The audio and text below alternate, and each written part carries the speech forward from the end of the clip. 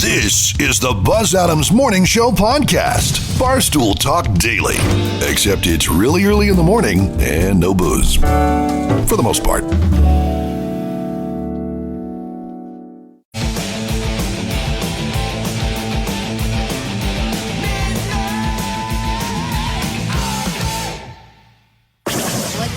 What am I going to do? Make a big announcement? Yeah. Big announcement, everybody. It's Wednesday. Up and at 'em. Everybody works on Wednesday. What are these people? Who are these people? These are idiots. Not exactly the best and brightest. These people are not rocket scientists. Okay, I get it. The gloves are off. These are just ordinary, boring people. All right. You seem like a lunatic. Let's do this. Showtime. Get ready. All right, here we go, everybody. Here we go. Now. The Buzz Adams Morning Show is back. Here we go.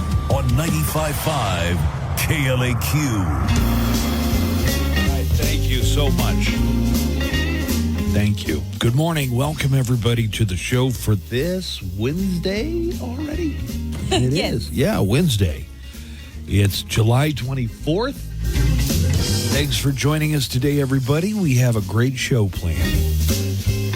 We are going to have from the law firm of Wyatt Underwood and Associates, attorney Justin Underwood, for our Ask a Lawyer segment. I was trying to figure out, do we do that monthly, bi-monthly? Also, what does bi-monthly mean? Twice a month or once every other month? What right. I don't know. Justin comes in probably... They really need to pin down what bi-monthly means. Right. Anyway, Justin Underwood will be here, and while he's in the studio, we'll be taking phone calls. If you got a question for an attorney, Justin always has an answer for you. So that's coming up later in the 7 o'clock hour. The 8 o'clock hour, Stephanie Valle from our news partners, ABC7. All right. She's coming by. There's a new Borderland Crimes podcast. Does it seem like Stephanie is making more Borderland Crimes podcasts? Yeah, she is pumping those out, right, because it used to be like every 2 or 3 months, and now it seems like we see Stephanie once a month at least. Yeah. So Stephanie Valle from ABC7 talking about the latest Borderland Crimes podcast. That'll be in the 8 o'clock hour. Joanna Barba, how are you today? I'm good. How are you doing over there? Doing fantastic. Why don't you preview what we have coming up in the Hollywood Cheesemate today? Oh, sure. Another trailer for the upcoming sequel, Joker. Dropped yesterday. Has there been a trailer? Because the story I read today, and they could be wrong, said this is the first. This is the official. Oh, the official trailer. Oh, I think so far they've been teaser trailers, but this time we got a closer look at the duo Lady Gaga and Joaquin Phoenix in action, and I'm going to let you hear a little bit of it in entertainment news. In other Batman news that doesn't actually show Batman, HBO has announced that their Penguin series with Colin Farrell as unrecognizable as the Penguin is going to serve as the gap between the Batman and the next Batman movie with Robert Pattinson. So, since we were talking to Joanna, it reminded me you could join Joanna this Friday from 5 to 7 in the afternoon at Total Wine and More in the Fountains at Farrah. We are celebrating Yingling Flight and raising a toast to the 100 Ways to Celebrate Summer this Friday. It's all about the way, number 22 on the list of ways to celebrate summer, watching the Summer Olympic Games, which is best spent with a cold, crisp, refreshing Yingling Flight. Yingling Flight, raise the bar with the next generation of light beer. And I saw some of your goodies and giveaways. You're going to have like Olympic caps and tees and lots of Yingling caps and T-shirts and stuff, and lots of the Olympic Games memorabilia to give away. Again, that is Friday, 5 to 7, Total Wine and More at the Fountains at Farrah. All right. Joanna. Yes. We're going to have a pretty busy show today. We are. Tonight, we're getting very close to the end of the State Line Patio concert series. But we still have a couple more weeks. This is a free concert we do on Wednesday nights at the State Line Restaurant. Get there. You could order barbecue, eat it inside, outside, whatever you choose. The music is outside. on the State Line patio stage. And this week, Small Town Habit is the band that's going to be performing. So come out, eat some tasty barbecue, raise an ice-cold beverage. Glenn will be there to do some giveaways. Who knows what you can win from Glenn. And live music on the State Line stage. You can tell summer is winding down. I can't believe it. First of all, because when you walk in Home Depot, they've got these 20-foot tall Halloween decorations. July is whizzing on by. July is moving along. But that's also when we start talking about, hey, we're wrapping up some of our summer concert series. So got a couple more weeks at the State Line. Got a couple more weeks of Cool Canyon Nights on Thursday. So this week it's Celebration, a Kool and the Gang tribute that also plays Earth, Wind, and Fire and Tower of Power and kind of that era of music. That is Thursday, and it's free to attend, free to park.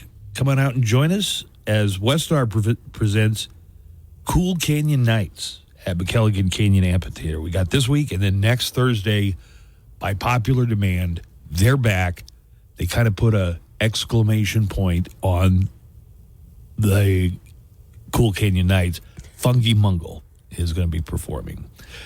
Let's get a look at El Paso, the golfers forecast, brought to you by Painted Dunes Desert Golf Course.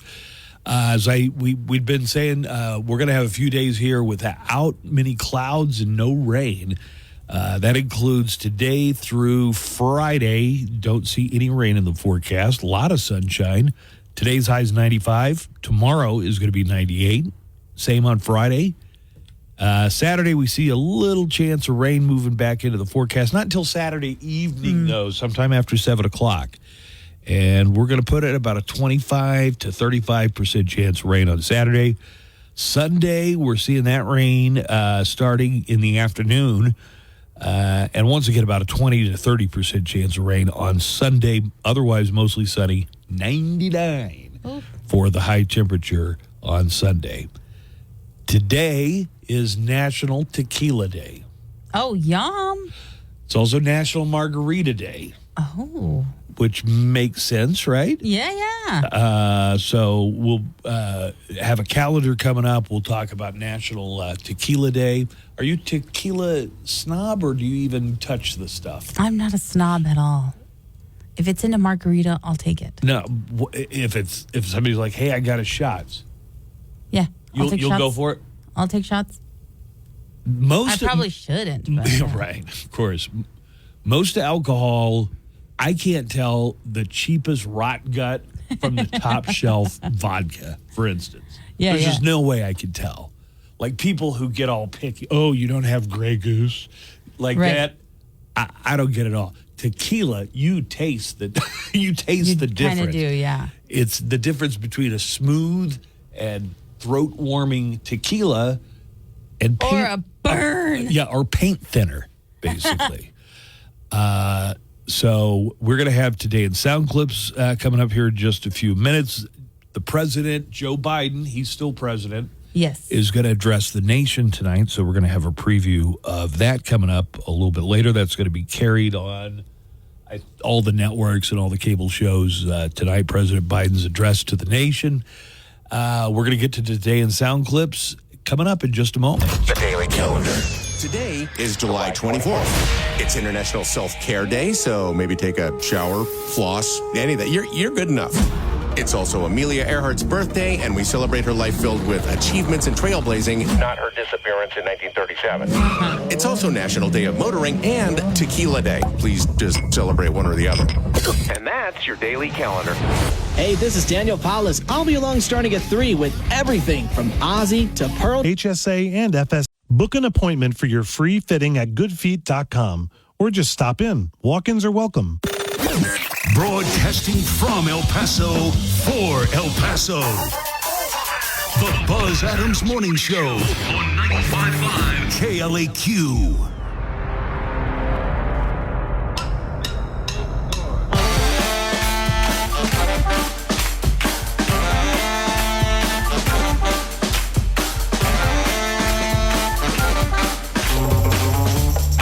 At the very beginning of the hour, I noticed you played an Iron Maiden song. Yeah. That's because Good morning. it is July Iron Maiden, and we still have a full week of July Iron Maiden left before it becomes August. So we're going to have, we're going to throw in a lot of Iron Maiden.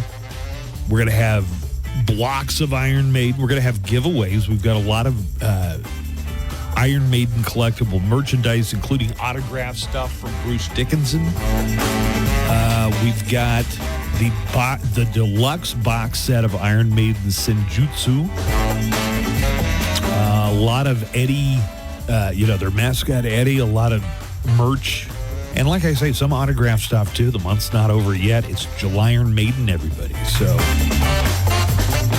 got another full week of hearing extra Maiden. And we're going to qualify everybody for the grand prize for one of these collectible Iron Maiden items. Happy July Iron Maiden from 95.5 KLAQ. We got sound clips on the way. Before we get to those, however, I want to let you know about Q Connected. That's our new music show. We showcase what's new in the world of rock. And also, Daniel Paulus, who hosts Q Connected, puts the spotlight on a bunch of local and regional bands. You can hear borderland bands like Tony Ramirez, Jim Ward, the Roulettes, who played in our studio last week. Yeah. Also music from our coworker, our very own Ray Adiola.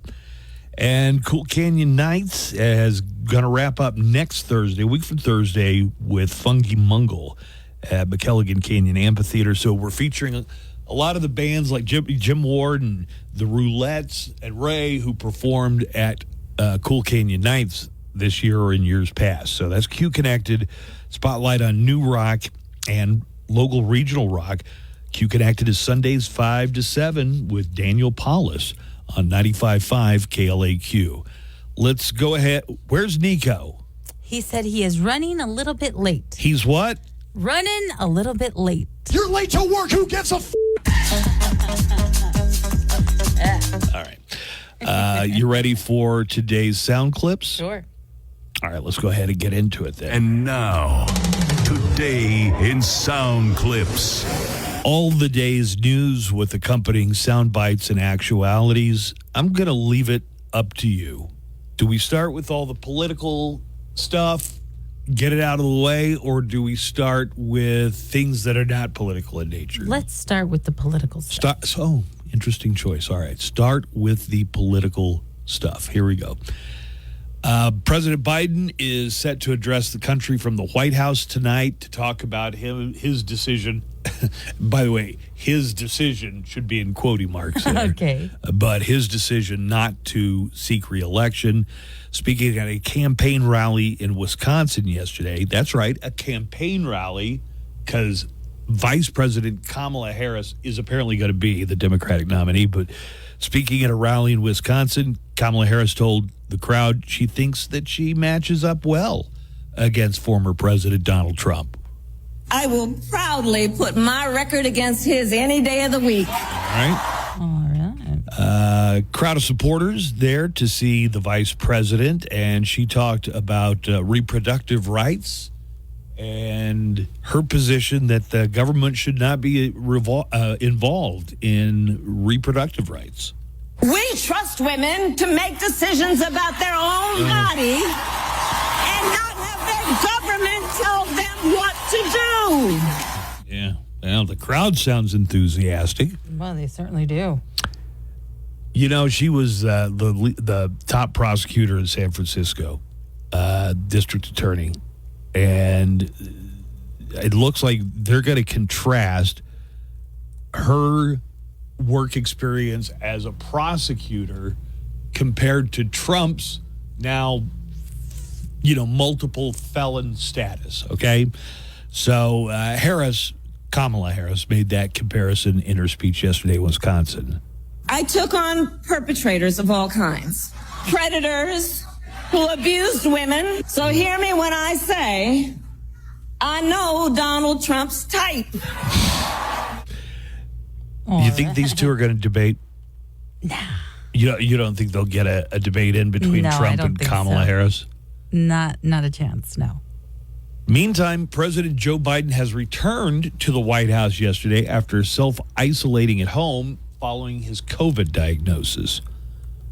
The president will be giving an Oval Office address tonight, 6 o'clock El Paso time, where he talks about his, once again, quotation marks here, his decision and why he made it. Let's see. Do we have anything else? Well, we've got some endorsements. So Senate Majority Leader Chuck Schumer and House Minority Leader Hakeem Jeffries have given their full support to Vice President Kamala Harris. We are here today to throw our support behind Vice President Kamala Harris. Okay, there you go. That was Chuck Schumer talking there. And Trump says that America doesn't want a radical leftist like Kamala Harris running things. Here's what Trump had to say. She's the same as Biden, but much more radical. She's a radical left person, and this country doesn't want a radical left person to destroy it. Wait a minute. I thought Biden was the most radical left person a couple of weeks ago. There's a new video out that shows law enforcement and Secret Service agents and local law enforcement standing around the body of the guy who tried to shoot. Well, I guess he did shoot Trump. He cut him in the ear a little bit. Pennsylvania State Police had identified the Trump shooter as suspicious while he was wandering around outside the rally area. During a House Homeland Security Committee hearing yesterday, Mississippi Representative Michael Guest explained that he and other members of the committee traveled to Butler, Pennsylvania, where that rally was held, to look at the scene of the attempted assassination. You know, just in case the multiple law enforcement agents miss something. Right. We get a bunch of politicians to go and walk around. They looked at the scene of the attempted assassination where a 70-year-old representative climbed onto the roof. Guest, the Mississippi representative, then asked Pennsylvania State Police Colonel Christopher Paris if he agreed that the Secret Service Director, Kimberly Cheadle, if he agreed that Stephanie Cheadle, that the roof was too dangerous to have someone stationed on it. I guess we're talking about the roof where the shooter was. Okay. All right.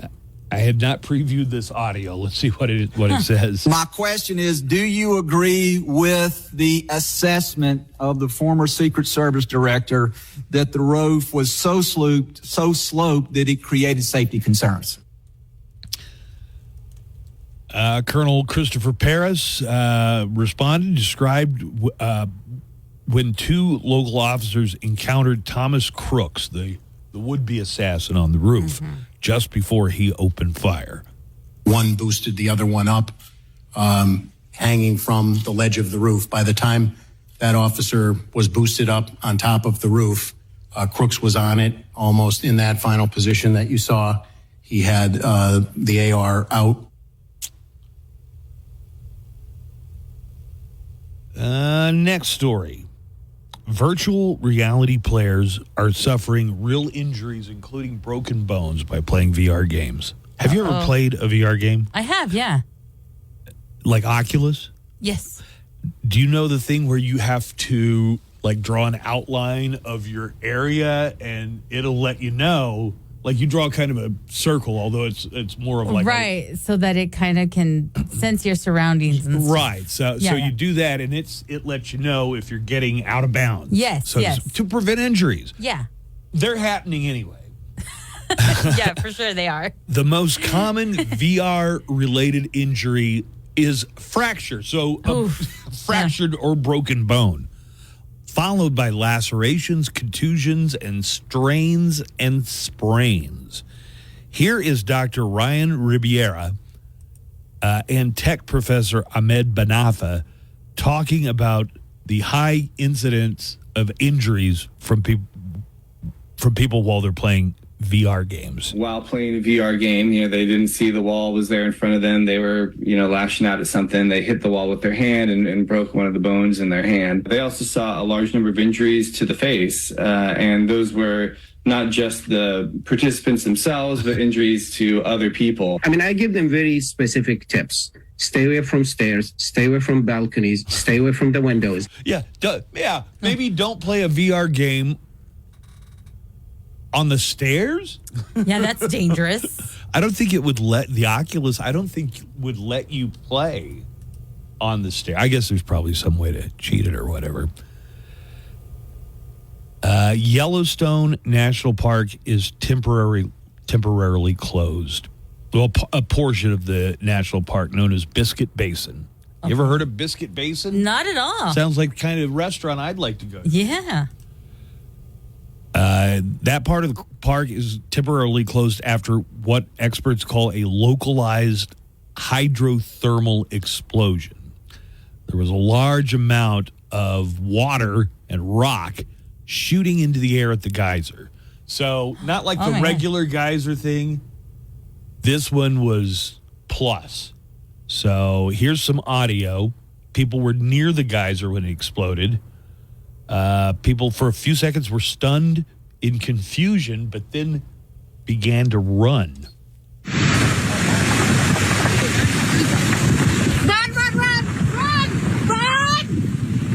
Oh my God. Max, keep going. We are getting out of here. Okay. Oh, God. It doesn't mention anybody getting hurt or anything, but that part of Yellowstone Park remains closed today. If you DoorDash on the side or as a side gig, a side hustle, beware of this scam that targets delivery guys. This delivery guy we're going to hear from posted about it on TikTok. So basically the person calling him ordered one packet of sauce and then tried to get his credit card info for a, quote, refund, but it was all fake. What? I don't know that I fully... So this is the DoorDash driver. Okay. He says that somebody ordered one pack of sauce, and then he got a call from somebody posing as a police officer. Okay, you ready? Look, y'all, another scam that's going on. So I'm like, let me do DoorDash. I get an order for Taco Bell for a pack of sauce. One pack of sauce. No food, no drink, no nothing. And then I get a call from DoorDash, and it's this detective saying, the order was placed fraudulently. Can you pull over? Let's do a 3-step verification process, and we're going to reimburse you the $19 or $20 or whatever. And then he asked for my card number, my CCV, and the expiration date. And that's when I knew it was a scam, and I called DoorDash, and they flagged the whole account. If you get a call about a detective, it's fraud. Don't deliver. Okay, so the person's posing as a detective and starts asking you for the 3-point verification. Good Lord! Wow. I'm not sure I could pass our 3-point verification on a dare. We got a few entertainment stories. I know you're doing an entertainment report, so stop me if I start doing any of the stories you're going to do. Okay.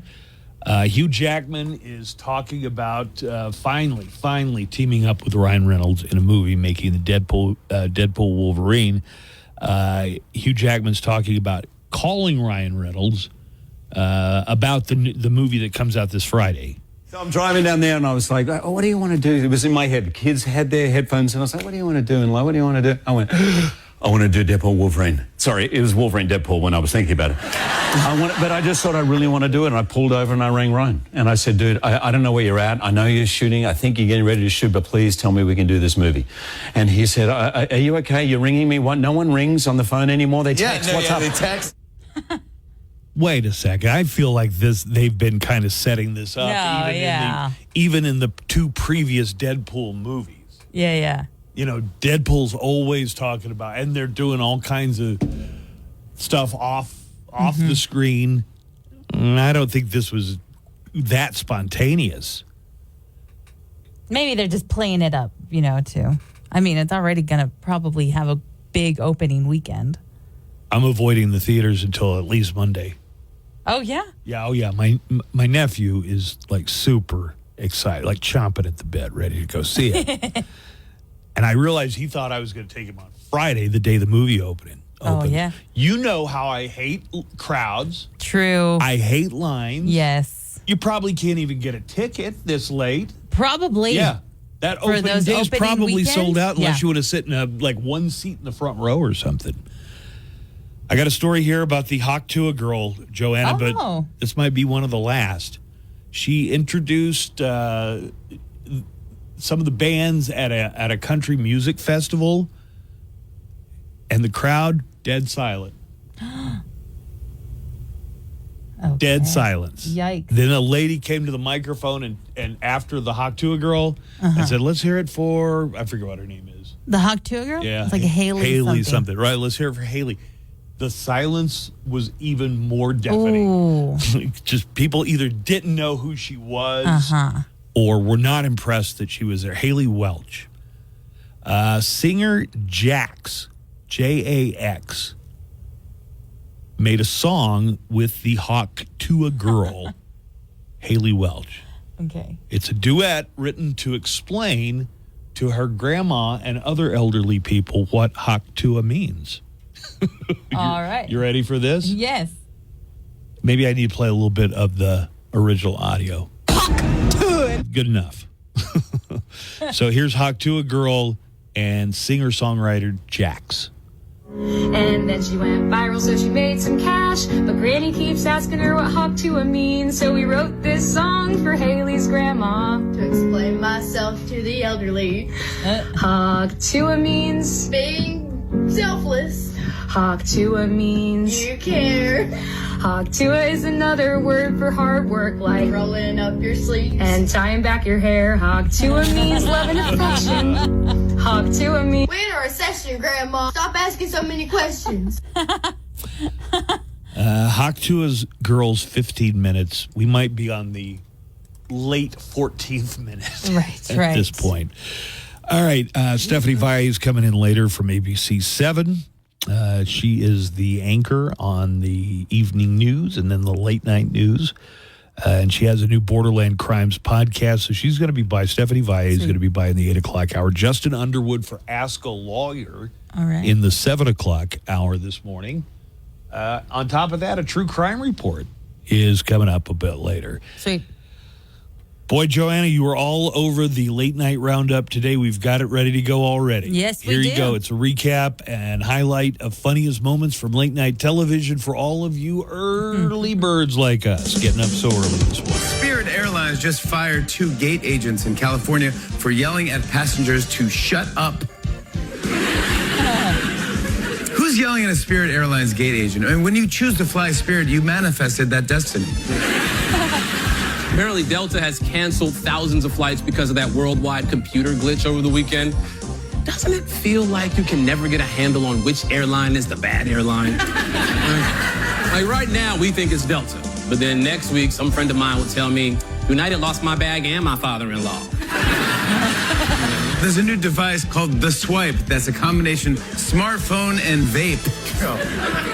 Yep, a combination smartphone and vape. If you buy it with crypto, you can complete the D-bag trifecta.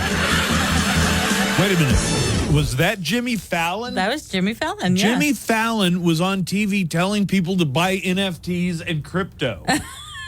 Was he? Yes. He's one of those people? He would have the guest on, and they would talk about buying their Bored Ape NFTs. And he did it so often that they found out, oh, he's getting paid. It's like this was a paid thing for NFTs. I don't think Jimmy Fallon is allowed to make jokes about crypto or NFTs. Yeah. While you're working away, we're working for you. Our job. SunParkDodge.com. 0.9% APR is $14.27 per thousand financed with approved credit. Includes factory rebate and dealer discount plus TTNL. All select vehicles. Offers not combined. Live from the KLAQ studios, the Buzz Adams Morning Show. Courtesy of Glasheen, Vyas, and Inderman Personal Injury Lawyers at GVILaw.com.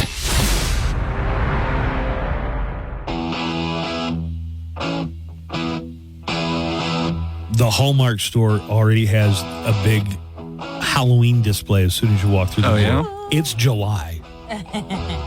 Home Depot has the giant yard decorate, like the 20-foot tall Grim Reapers and crap. Let's just agree Halloween July is a year-round celebration. Yeah, let's just make it a year-round thing. It is over 3 months away. We got to start thinking about our costume. Three Stooges, I'm saying. Or Zombie Marx Brothers. Midsummer. By the way, I finally got my daughter to watch Midsummer. She says it is the hands down best horror movie she's ever seen. Oh, really? Yeah. Oh, good. We She doesn't should like horror do movies. Midsummer. Right. Although I lost a lot of flowers last Halloween that I went out. You were say you were deflowered. Jesus, both of me. It was right So on the if tip of the if tongue. you haven't seen the movie Midsummer, it's by Ari Aster, the guy who did Hereditary. And Joanna's outfit as the May Queen, just covered in flowers, is really a sight to behold.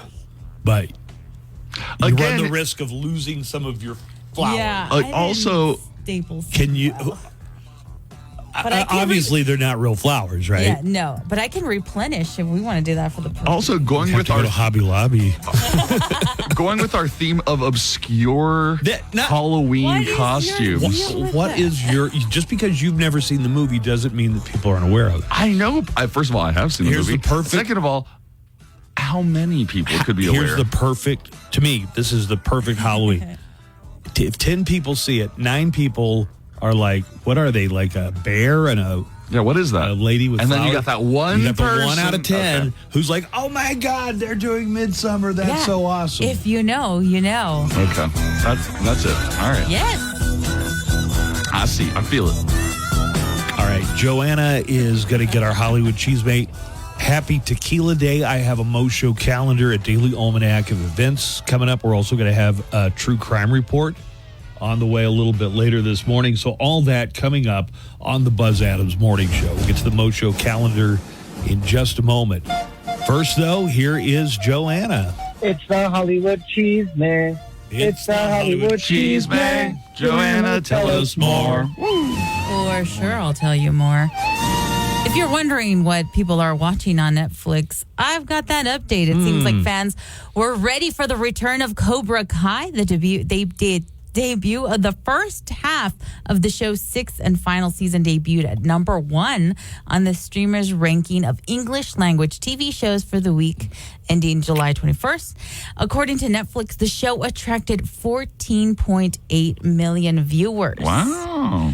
On the movie side, while the romantic comedy Find Me Falling, starring Harry Connick Jr., debuted at number 1, the drama Hillbilly Elegy popped onto the top 10 list. Because I think you know why. The 2020 Ron Howard movie stars Glenn Close and Amy Adams and was based on the bestseller from U.S. Marine turned author turned lawyer turned Ohio senator Turned vice presidential running mate. J.D. Vance. Yeah. The movie's jump onto the top 10 is now there with 4.8 million views. Variety reports the movie surged in views by over 1,000%.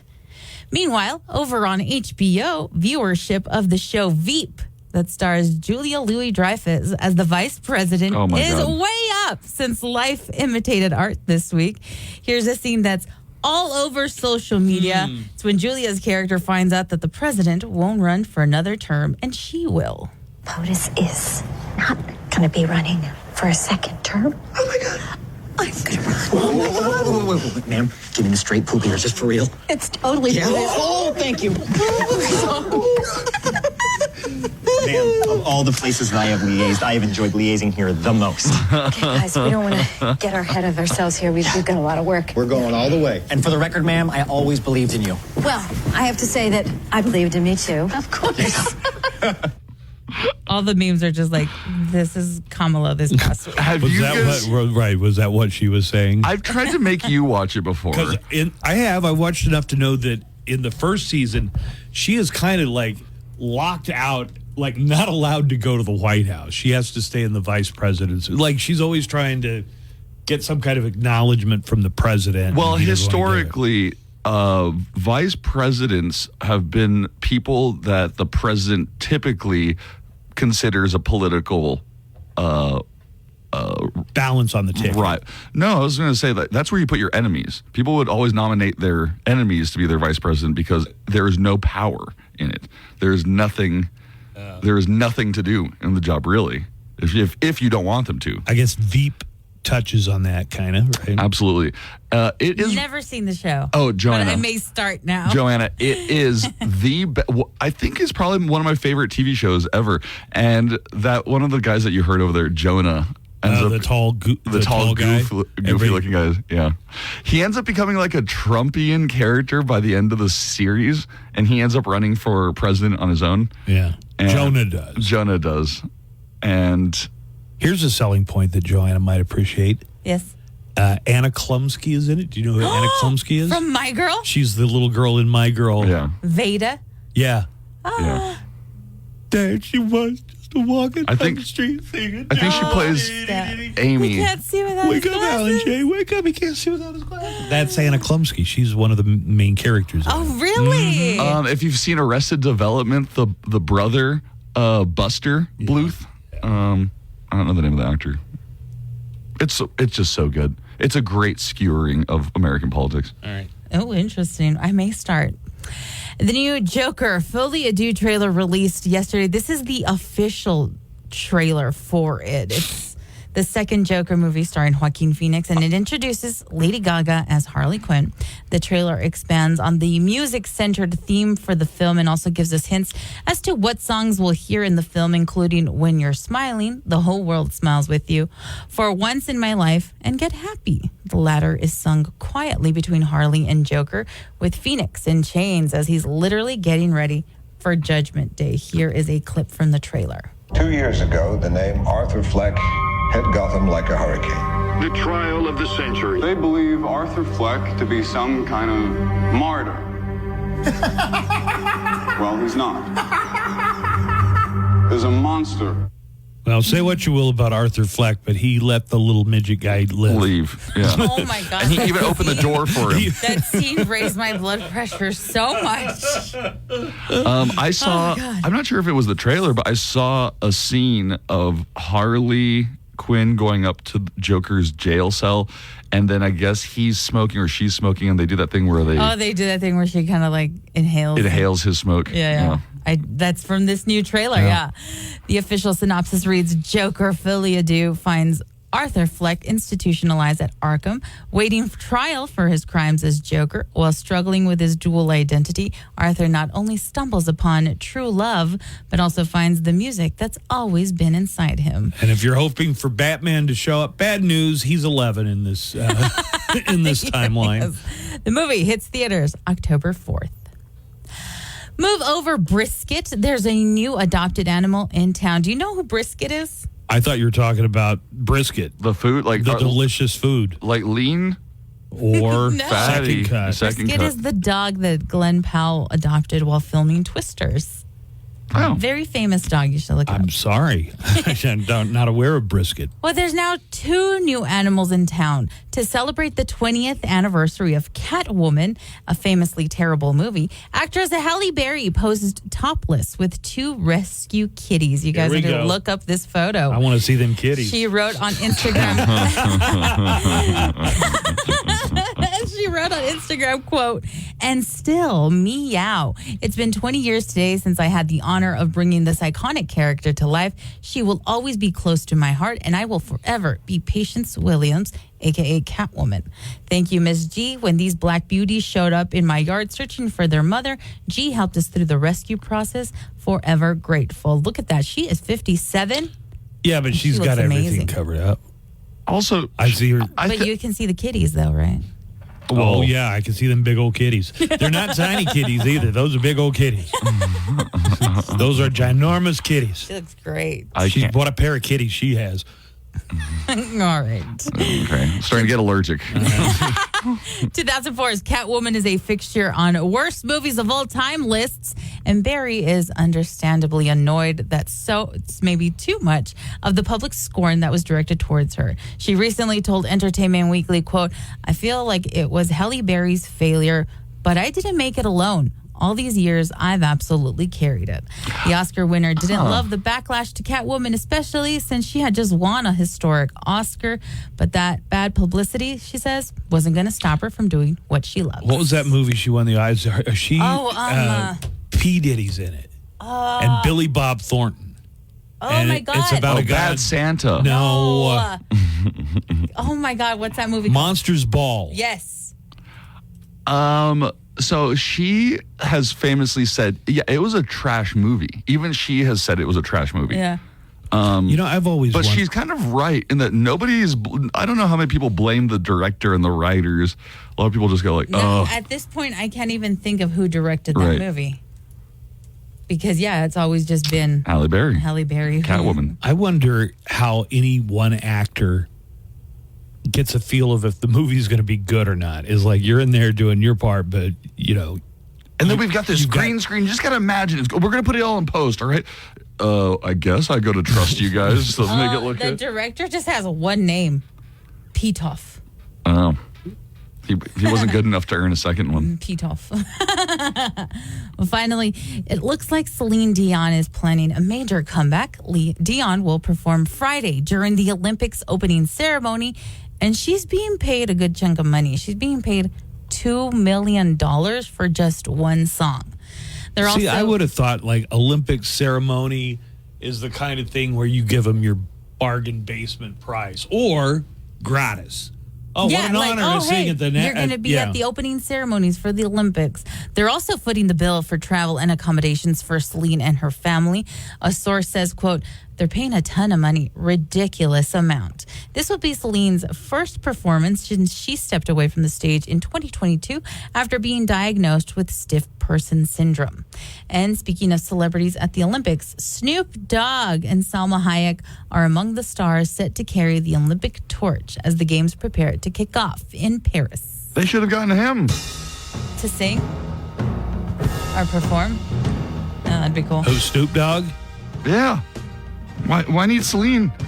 $2 million for Celine. With your entertainment news, I'm Joanna Barba. Coming up, we've got the True Crime Report. Today is National Tequila Day, everybody. All right. Woo. Here is comedian T.J. Miller, who has been on the show drunk before in the past, talking about tequila. Where are my tequila lovers at, huh? Woo! You are wrong. You're wrong. You're incorrect. Tequila is the most disgusting, awful of all the hard alcohols. It should be illegal. It's poison. Here's why. Here's why I'm right. No other shot comes with chores. Right? You ever try and take a shot of tequila as soon as they give it to you? Oh, hey, whoa. Lick your hand first. What? Why would I do that? When have I ever been having a great time? Like, yeah, what could be better? Well, I know. Like some sort of alcoholic cat. So then you lick your hand, you're like, oh, my mouth tastes like wet hand. I didn't expect that this morning. They're like, now put salt on it and lick it. Ugh, gross. Okay, now I know what a saltier version of my wet hand tastes like. Now take the tequila. Oh, good, this will get rid of this terrible taste that I've created in my mouth. No, it did not. Now it's added a burning sensation. Quickly, put this fruit in your mouth. Oh, thank God, a fruit. Something to abate this pain. What is it? Is it a raspberry, a boysenberry? Even a strawberry would do. No, it's a lime, the tartest fruit of all. A fruit so tart that unless you have scurvy, you would never put it in your mouth. Music news, concert updates, song and album factoids, and of course, nothing but El Paso's best rock. See, to use crash or siren sounds after all. Speeding catches up with you. Brought to you by NHTSA. The Buzz Adams Morning Show, Monday through Friday, 5 to 10. KLAQ and KLAQ HD1, El Paso, a Town Square media station.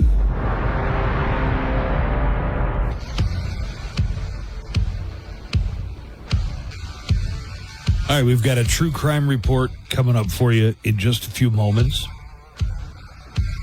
Stephanie Vai is going to come in later, and in about 30 minutes, Justin Underwood from the law offices of Wyatt Underwood Trial Attorneys. He's going to be in for an Ask a Lawyer segment coming up. I'm genuinely a fan of just listening to Justin answer the questions. Answer the questions, yeah. Like, I'm a listener. We have a good time. It seems like people appreciate being able to get some, not in-depth legal advice, but definitely kind of just like a cursory take on whatever your issue is. So Justin's coming in later. Also, I've got an improv workshop this weekend. Yes, you want to tell us about it? I would love Something tells to. me you really want to talk about your improv workshop. That's Friday, Saturday, and Sunday. Friday, Saturday, and Sunday. That's right. Over 10 hours of one-on-one instruction. And you're going to get some of the best instruction possible. It's going to be Jenny Robbins, a professional actor, stand-up comedian, and improviser. Actually, I was just looking at her Instagram, and she just finished a couple of shows with her own improv troupe in Los Angeles this past week. Which is her improv troupe? The Upright Citizens? No. Groundlings? No. Lemmings. Those are the schools. Oh, okay. She has like a troupe that, I don't know. Oh, that goes around and... It does show. I don't even know how it works. we don't even have something like that here. Okay. Anyways, just go to massivetix.com, massivetix.com for all of the information. Food is going to be provided. It's going to be just a wonderful experience for anybody looking to get out of their shell, learn some communication skills, and make some more friends. It would be good for anybody who speaks in public, whether you're a teacher, maybe you're a lawyer, doctor, maybe you're an aspiring student. actor. Yeah. Joanna, you got some boys that might be interested in improv? Sweet boys? Some sweet boys? Yeah, I don't think so. All right. They're all into working out and... What did you say they were doing to make money this summer? They were cleaning yards.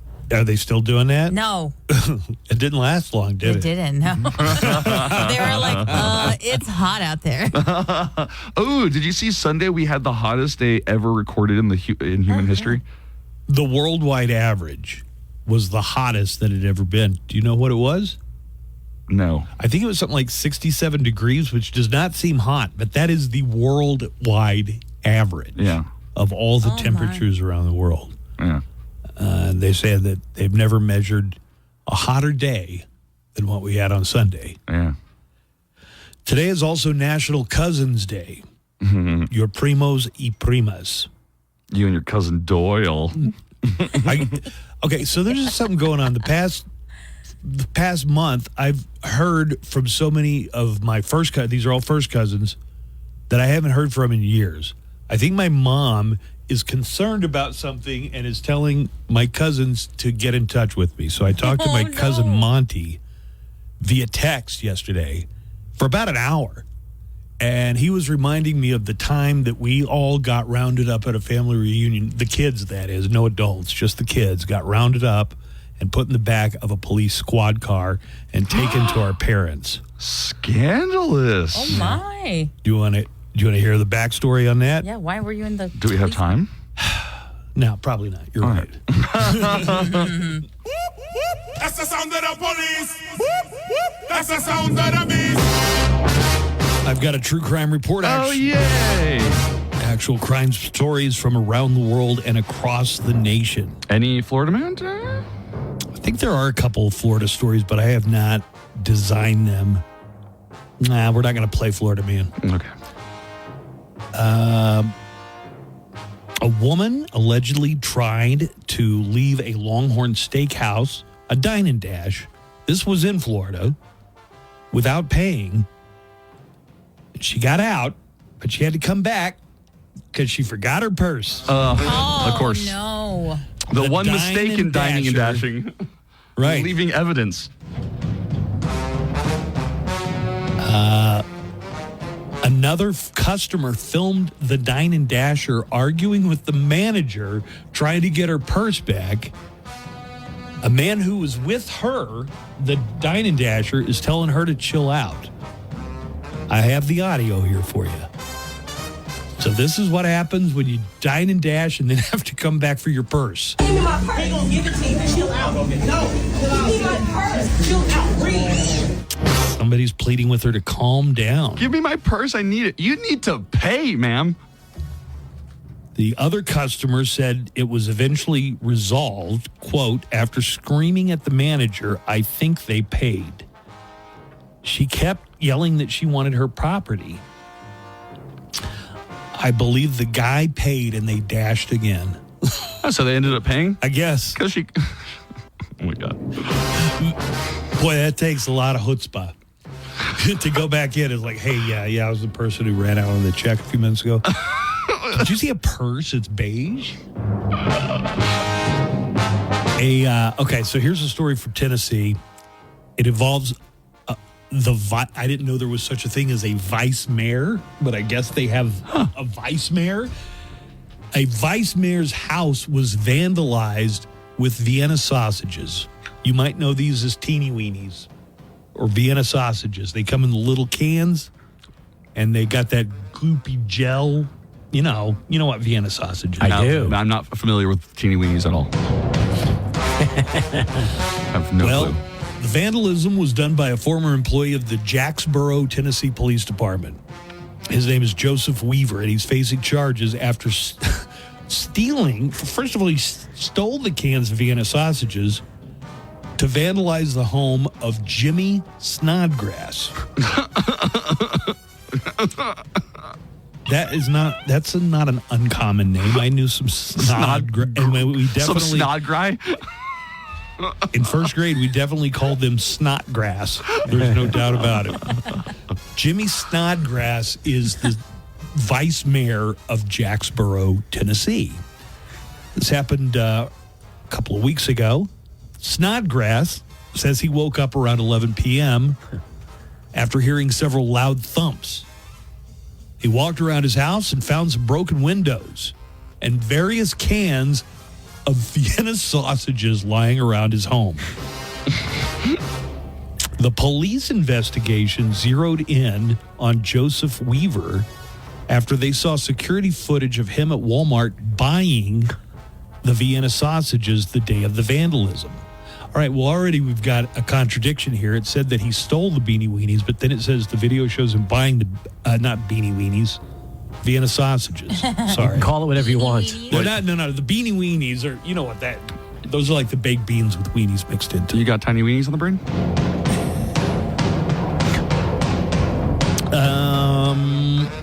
Well, Weaver admitted to the crime. At one point, he said he meant it to be funny and that it shouldn't be taken so serious. It sounds like, according to the police report, he may have been intoxicated at the time the weenie vandalism took place. It's unclear why Weaver did it, but it sounds like he may have been upset about having to resign his position. Not clear if the vice mayor had any role in that, but Weaver was charged with vandalism and theft. Maybe he did steal the Vienna sausages. Fascinating news coming to us from South Africa. I know South Africa is a pretty modern country. They've got Johannesburg, which is a big city, and police in South Africa are investigating a case involving two suspects who allegedly shapeshifted and became cats to escape their holding cells last week.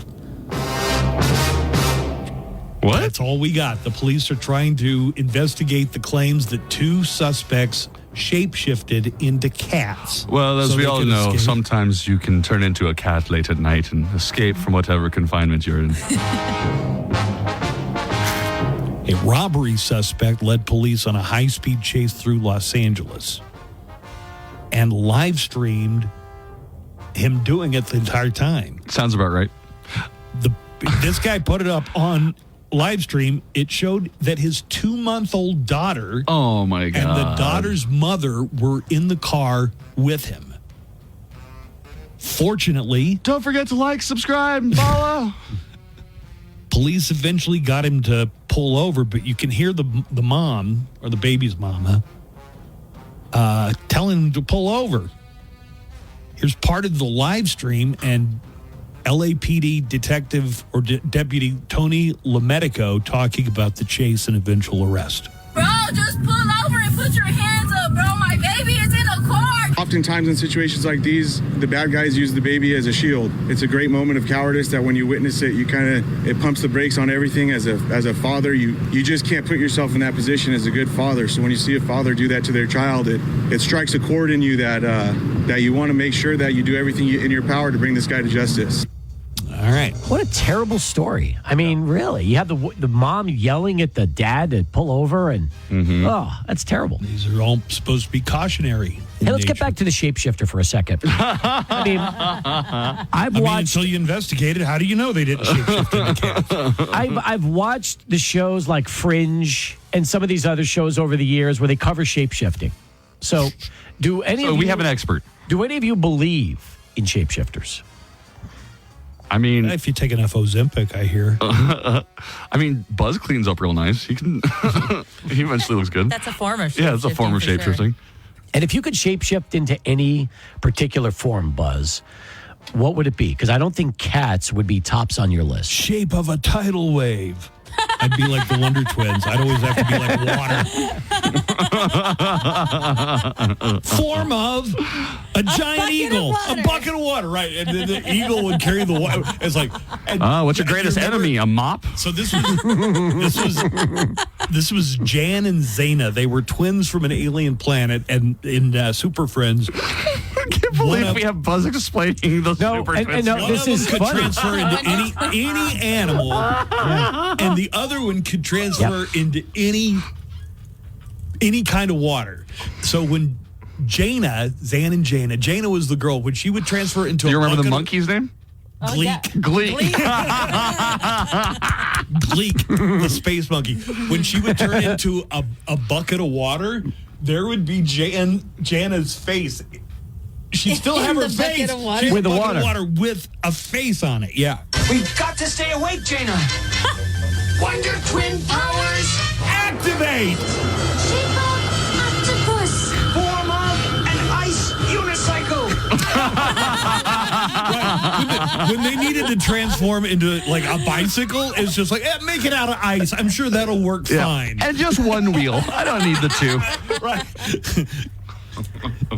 I need to put on some weight before I can be a bicycle. But a unicycle will do. Shape of an ice unicycle.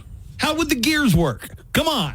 I'm Daniel Paulus, and whether you're wrapping up your workday... Lease is 36 months, zero security deposit. Lease disposition fee of $495. Must finance through HMF on approved credit. Expires 7/31/24. El Paso's own live and local. The Buzz Adams Morning Show. 95.5 KLAQ.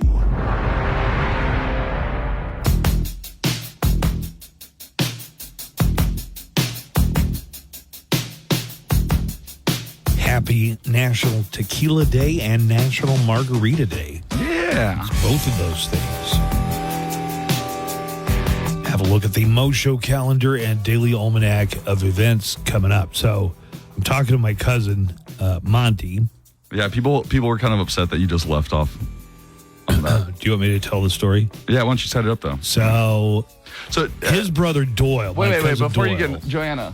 I Yeah, guess Buzz's mom is really concerned about him, and I keep telling him it's because you don't talk to her What enough. did you do to make her concerned? No, so I don't know what it is, but it's. I have theories. You do. I've gotten called from my cousin Rick, who I haven't seen Rick in 15 years. Wow. Like, he doesn't come to the family reunions. Or the year he did come, I wasn't there or something. And then I heard from my cousin Monty. Here's what I think my mom is. Okay. Do the the voice thing. I'm trying to do the voice thing to make it sound like it's on the phone. Oh my! I mean, well, God, you need to call Mike and talk to him. He hasn't been going to church for a long time. I don't even think he believes in God anymore. Or something like that. You think she said that, or you know she said that to people? I imagine. Or just like, I don't know. It seems like she's worried, and she's getting my cousins to talk to me. So I'm talking to Monty. When we were like 10 or 11 years old, all right, we used to have family reunion, and there'd be 100 people there, Okay. And we used to have it at this city park called Chandler Park between Tulsa and Sand Springs, Oklahoma. All right. So, it's a park. Kids could go swing on the swing set. Me and about 7 or 8 of my cousins, all of us under the age of 15, decide to go to this ballpark. And somebody brought a ball and some bats, and we were going to play a little baseball, right? Okay. Boo! A cop pulls up with his red and blues on, man. Of course. And tells us to, he's yelling at us. Come on, get off the field. Yeah. And we're like, we're first of all petrified, right? I guess he was mad because we had jumped the fence, but we just thought, hey, we're kids, and there's a baseball field. Big crimes in small towns. So they took us back to our parents in the back of the police car. Again, 10 or 11 years old. All right? Sounds like it was really warranted. Also, Joanna, my brother and I, it's not the end of the story. We were worried that we were going to get in so much trouble because my parents had always said, if you ever get in trouble at school, you're going to get worse when you get home. If you ever get in trouble with police, we're not bailing you out, all this stuff. We didn't get in trouble, and when it became clear that we weren't going to get in trouble, looking back on it, I think my mom and dad realized it was kind of a BS move by the cop. You're going to put a bunch of little kids in the back of a car for playing on a baseball field. Right. Also, that had to be what was going on because we didn't get in trouble at all. Joanna, Buzz's family reunions are famously huge reunions. So it's not just a matter of like a few people at the park or something. It's like 100 people. Yeah. So it makes sense that if you're near a park, of the hundreds of people that might be, or a couple kids might go to a baseball field. We were completely surprised that we weren't allowed to play in the park. Did we jump a fence? Yes, we did, but it wasn't that high. It didn't have barbed wire on it or anything. I'm going to get into the Mo Show calendar at Daily Almanac. Justin Underwood should be coming in any moment. Second. So if you've got a question you would like to ask an attorney, or if you would just like to ask for a little bit of advice, this isn't what you would do with a full-on consultation with an attorney, but maybe you get some kind of answer to any questions you might have. So Justin Underwood on the way here in just a few minutes. Let me give out the phone numbers. When Justin's here, we're going to need you to call the studio line, not the neck line. I guess you could call the neck line and leave your question. Yeah. Yeah. Yeah, absolutely. We typically don't do that, but if somebody did, we'd play it. Let me start with the neckline number. This is our recorded line, and you could call it any day, night or day, anytime, 24 hours a day. The neckline number is 844-805-NECK. That's 844-805-6325. Leave a message, or when Justin's here, here's the number to call if you want to talk to Justin Underwood and ask a lawyer. 915-910-4995. That's 915-910-4995. Stephanie Valle is going to be in later this morning around 8:30. She has a new Borderland Crimes podcast. Speaking of Borderland Crimes, I put an article up. Police arrested a guy who had stabbed a cat. Joanna, God. it is horrific. Trigger warning, okay? Yeah. Okay, thank you. A 21-year-old El Paso man was spotted stabbing a cat. And so they called the police. The police went there. They found the late cat, but the guy had fled the scene. Eventually, they tracked him down later that day. If they had not tracked him down, we would have had to do our own El Paso version of Don't with Cats. Yeah, so you can read that article. Also, Horizon City is getting not a Topgolf, but a competitor to Topgolf. Oh. And it's got a hilarious name. Yeah, Under Par Life. Topgolf and Under Par. Interesting. I've written that article. It'll be posted later today. We also did an After Buzz yesterday, so if you want to check that out. Oh, please check out the After Buzz that we did yesterday. We actually did a Joke Master Redux. I was a little rusty. So the Joke Master is a contest we used to do when we had stuff to give away. People would call in and tell a joke, but then stop right at the punchline. And the Joke Master's job is to guess the punchline. And you and I kind of already do this with each other because we have pretty simple jokes that we throw out. Joanna being deflowered. Yeah, exactly. So, Joanna, I had this list of dad jokes I thought would be perfect. And they were pretty simple dad jokes. Pretty dumb dad jokes, too. Oh, no. Maybe I'll have to play them again for Joanna, but Buzz couldn't get them. I got on a streak there, and I started getting like a few the first at the two or three, he was just like, oh, my brain, what? But then once your brain starts to switch into thinking about the jokes in a certain way, he started getting them boom, boom, boom, boom. Right. Okay. It was like a switch flipped in my brain or something. I started getting them. Let's get a look at the Mo Show calendar, Daily Almanac. That is events. Justin Okay. texting me. All right. I'm sure he'll be right outside. In our app chat, somebody called you the real-life Tulsa King for breaking the law. I wasn't even the ringleader. I wasn't the oldest cousin, so somebody else was. Really? Yeah, probably Doyle. Today is Cousins Day. Speaking of my cousins, today's National Drive-Thru Day, National Frozen Margarita Day. Ooh. It's also National Tequila Day in the U.S. They do have a National Tequila Day in Mexico, but it is observed in March. Birthdays today, and there are a lot of them. Actress Elizabeth Moss, who played Offred in Handmaid's Tale. She was also Peggy on Mad Men. 42 today. Anna Paquin, who was Sookie Stackhouse on True Blood. Sookie. Did you ever get into True Blood? I think I saw the first maybe 3 seasons. Oh, 3 seasons. Yeah. When they started introducing like centaurs and pixies Fairies and stuff, right, all stuff. that stuff. Yeah, I was that's like, when I was like, oh, okay. yeah, this is getting I mean, it was a cool concept about like, okay, maybe we'll come up with fake blood that you can just buy like yeah, beer. yeah. So then the vampires can come out of the coffin. That's what they call it. You know, coming out of the coffin. It's a little gay. Anna Paquin. She married the guy, Stephen Moyer, who played the main vampire.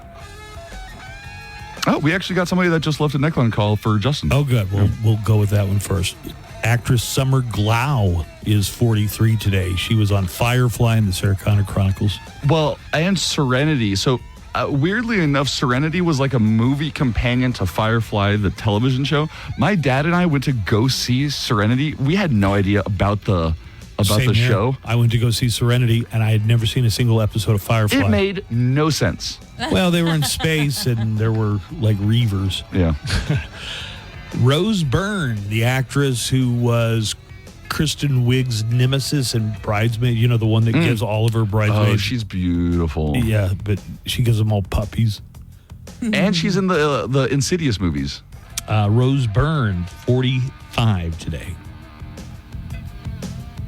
Jennifer Lopez. It's all the signs are pointing toward her and Ben Affleck are going to get divorced. You think so? Aw. If you believe what you read in the tabloids, and I do, Jennifer Lopez is 55 today. I don't know if he's still considered the home run champ because of all the steroids or if they stripped him of that, but Barry Bonds is 60 today. NBA legend and scoring machine Karl Malone of the Utah Jazz turned 61 today. Was he the one they used to call the postman? The mailman. The mailman. The mailman, Karl Malone. Yeah. I guess you could call him a postman.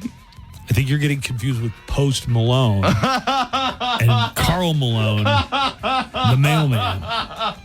Because the mailman always delivers. The original Wonder Woman on TV, Linda Carter, is having a birthday today. She's 73. And Michael Richards, who played Kramer on Seinfeld, is 75. Haven't seen a lot of Kramer in the past 10 years. And Tommy Davidson had some interesting Tommy Davidson had some really, really interesting off-air comments about Michael Richards. Like that thing that he got kind of canceled for using the N-word on stage. That he had seen him do it before. That Tommy Davidson said, no, he had done that before. It's just he did it before everybody had cameras on him. So Michael Richards, Kramer from Seinfeld, 75. Chris Sarandon, who played Prince Humperdinck in The Princess Bride, is 82 today. Oh, my gosh. And Ruth Buzzy, who was a star on Laugh-In, is 88 and still with us. All your friends are dying. Still kicking. It was this date 12 years ago that Jefferson star and El Paso resident Sherman Hemsley died. He was 74 years old. Mm-hmm. That happened in 2012. So it's been 12 years since we lost Sherman Hemsley. But I guess for the last decade and a half of his life, he had spent it in El Paso. I had heard friends and other people say they had sightings of him all the time, and I never got one. Store, yeah. I never got to see him or even shake his hand. Happy National Tequila Day. Everybody in the U.S., it's U.S. National Tequila Day.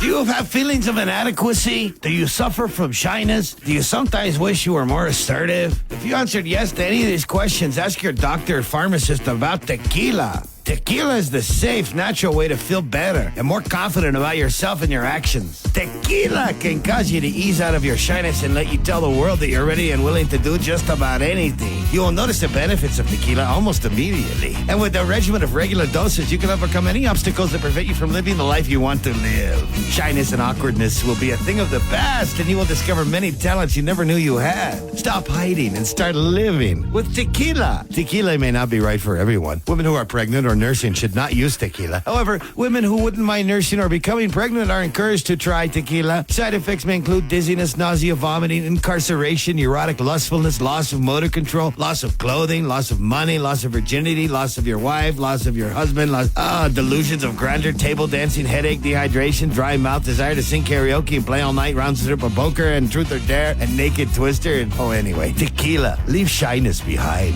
Ask your doctor if tequila is right for you. Artist interviews, new music discoveries, celebrating artists' birthdays, commemorating releases, champion of all things rock. There's more. Sutherland Park Racetrack and Casino. Keep it fun. Play responsibly. Need help? Call 1-800-572-1142. Live from the KLAQ studios, the Buzz Adams Morning Show. Courtesy of Glasheen, Vyas, and Inderman Personal Injury Lawyers at GVILaw.com.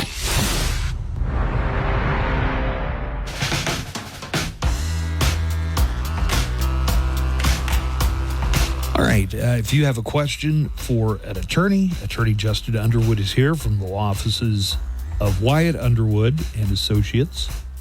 And we can take your calls. Let me give the studio line number. It's 915-910-4995. That's 910-4995.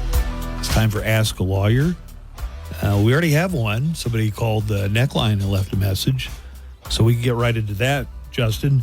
Good morning, everybody. While we're waiting on the other calls to come in. So tell me what you know about this.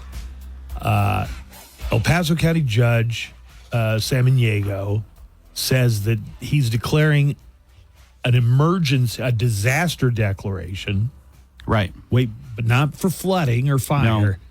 He was calling a disaster declaration because of Texas's Operation Lone Star, which Right. sees a lot of DHS vehicles Correct. in town, National Guard members in town.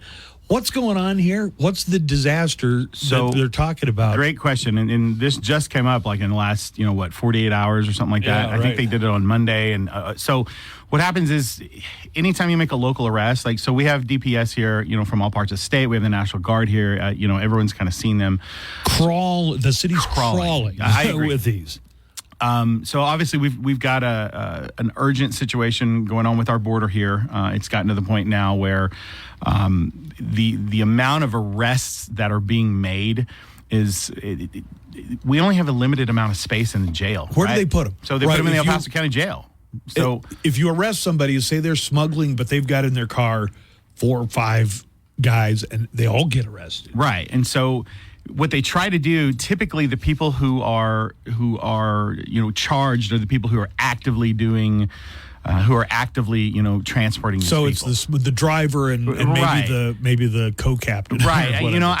I don't necessarily know that the people who are the passengers who are, who they're just trying to get to this country. They may I not get be it. jailed, but they might be released or processed through INS. Okay, so we're dealing mostly with the facilitators, Sure. the smugglers and Right. coyotes. Right. And so there's so many arrests going on. And listen, it's not just we have tons of people from Mexico who are doing this here in El Paso, but we also have people who are from El Paso and from we even get clients from other parts of Texas who have come down here and who are engaged in this activity, right? And so we don't have infinite space in the jail, right? But they're making so many arrests for human smuggling and so many charges for human smuggling.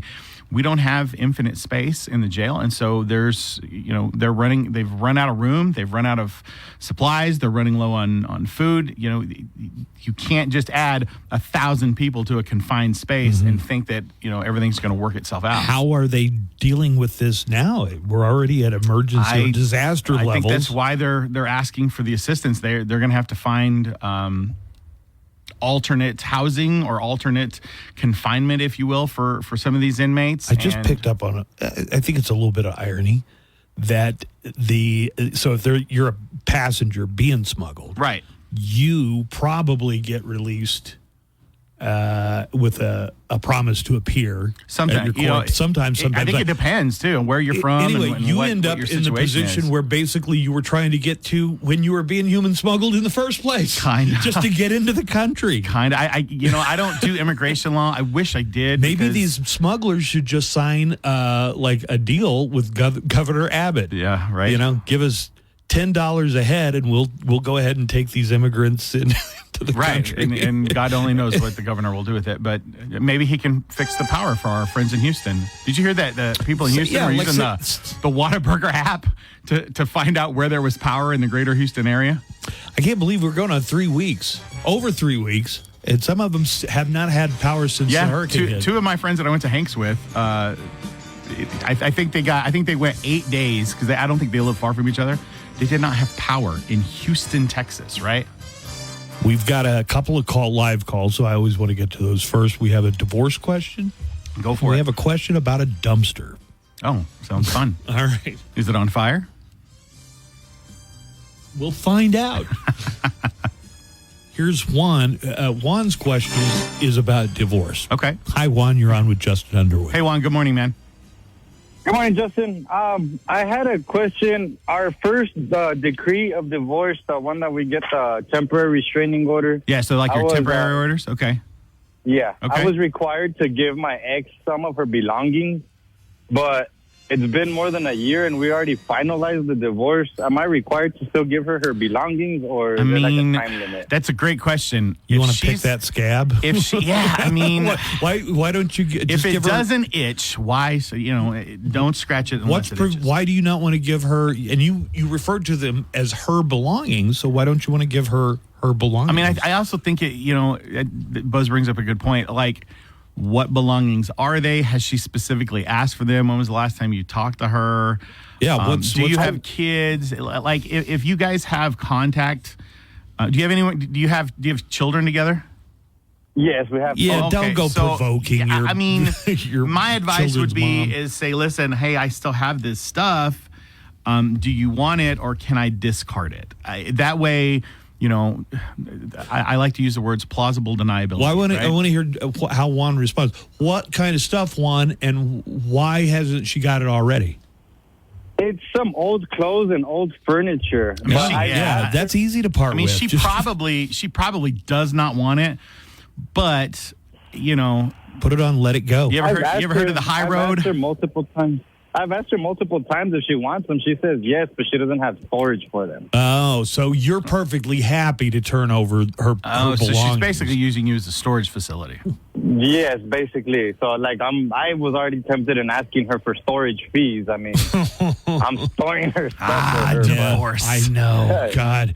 Divorce is tough enough, Here's my question. You got to How shed? bad do you want to piss her off? That's the real question. Because you know that she's just going to lose her mind if you get rid of her stuff. But if you've been holding on to it for over a year, I mean, if you... maybe the storage if you can fee is show, not, do you have text messages showing that, hey, come get your stuff, or you can tell her, give her a date and a time and say, listen, I can no longer keep your stuff. I kept it for X amount of time. Tell her you need the space for your new girlfriend. Exactly. Tell her that young lady that you've been dating is moving in. Go ahead, Juan. I'm sorry. That is the point, because I've been trying to clean out the house. That way I can have my new girlfriend move in. But wow. See? Boy, I'm almost psychic sometimes. I know, right? Yeah. Well, anyway, this relationship is over. Juan. It's time to move on. Exactly. I mean, a year is a touch much, man. Like, maybe last day of August. Yeah, or say, you've got till Labor Day to get this stuff, or Labor I'm Day. going. I mean, and put it in writing, get her to acknowledge it, and then save it, right? I mean, it's at some point in time, she's basically abandoned the property, and if she doesn't have any interest in it, well, Now, Here's a question. Yeah, because your new girlfriend, is she the same size as your ex-wife? Oh, no, she's like 3 times her size.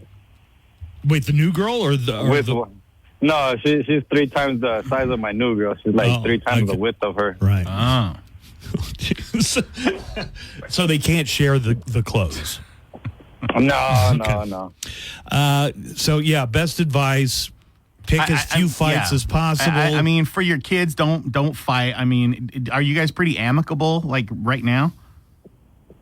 No, not really. Okay, well, I mean, me personally, what I would tell you to do is say, give her notice. You've got until this day to get it, and then I'm donating it to Goodwill, or I'm donating it to one of the local collection sites. I've had it long enough. I can't keep it here anymore.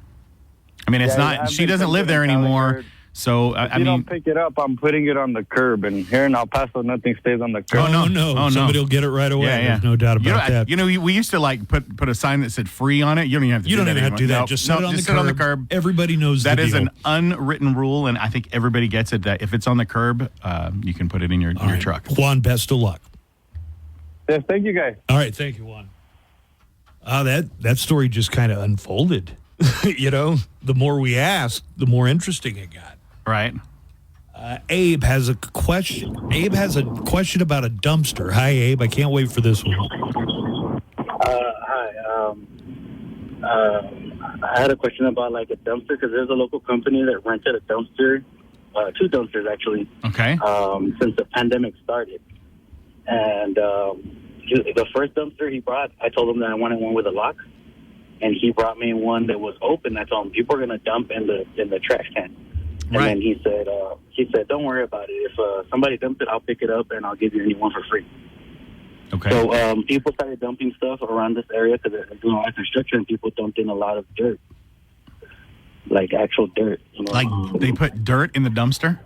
Yeah. Okay. And, That's I scared weird. off a That's couple of weird. people because there's no way of locking it up. Yeah.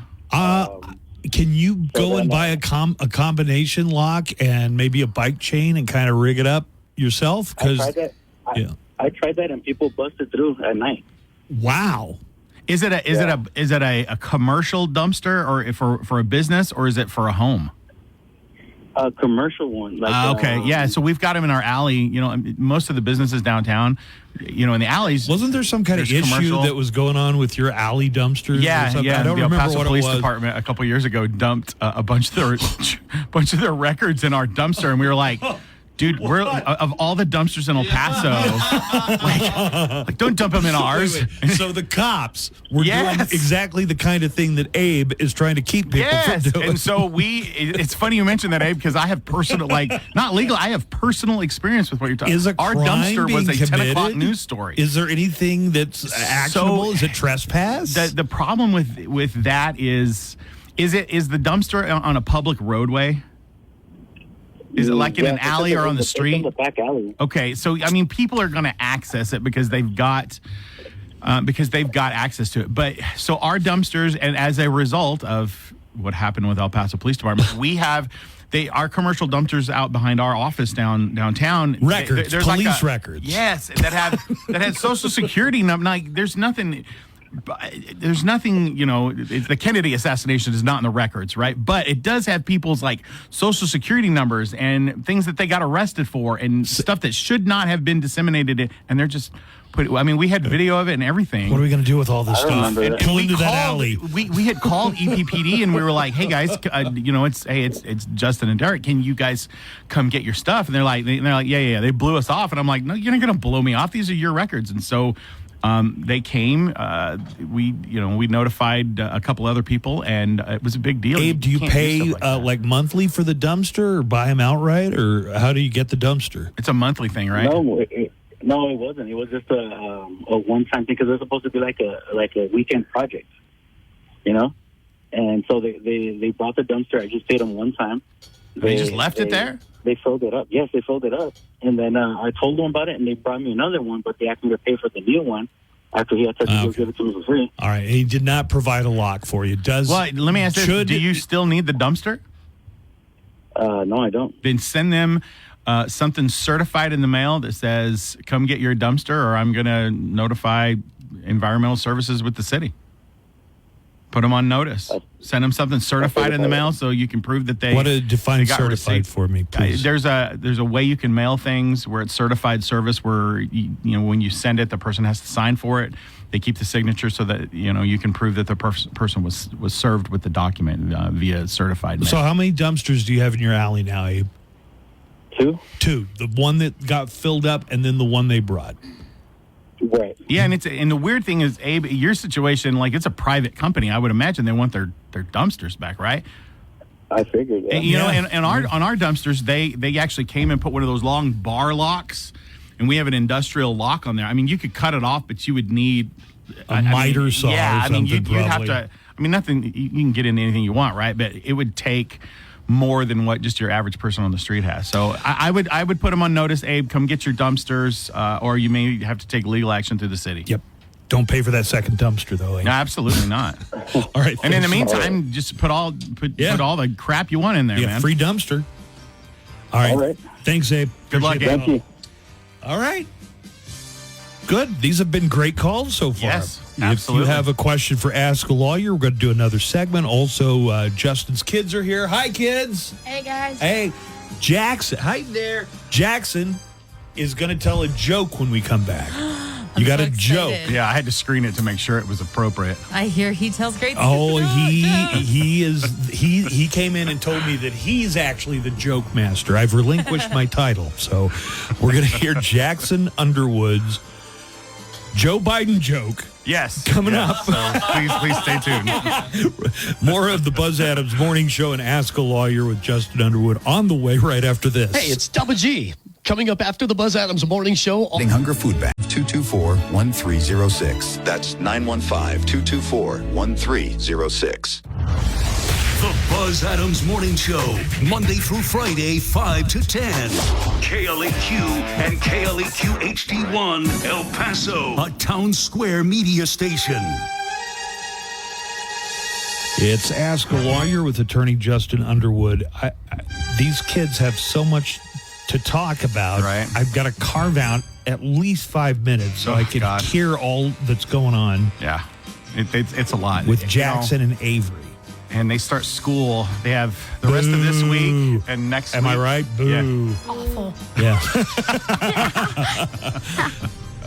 Let's get a couple more calls, but we're definitely leaving time to talk to the kids. Let's talk to Brandy, who's on the line. Hello, Brandy. Good morning, Brandy. Brandy has a question about custody. Okay, go ahead. Yeah, good morning. Thank you. So basically, my question is, my kid's father left about 7 years ago, and he disappeared, no child support. Just up and left. Yeah, nobody can find him, and it's been 7 years. I wonder if there's any way that I could sue for him to relinquish his rights, even though there's, we can't find him. Absolutely. So in instances, Brandy, that's a great question, and it happens pretty regularly. I mean, not regularly, but what happens is when you can't find the other person to serve them, that is something that does happen regularly. So there are alternate methods of service in the state of Texas. When I say service, when you file a lawsuit against someone, you have to give the other party notice, hey, you've been sued, right? And that includes in custody and child support issues, right?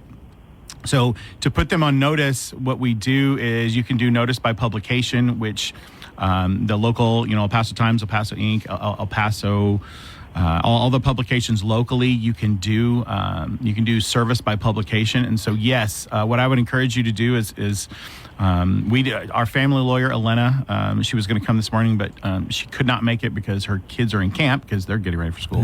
This would have been a perfect day for Elena absolutely. to come by. But if you call the office, 915-485-9100, and ask for an appointment with Elena, she can tell you exactly what you need to do. But I after 7 years, absolutely. What you can do is you can file a suit. It's called a SAPSR, suit affecting parent-child relationship.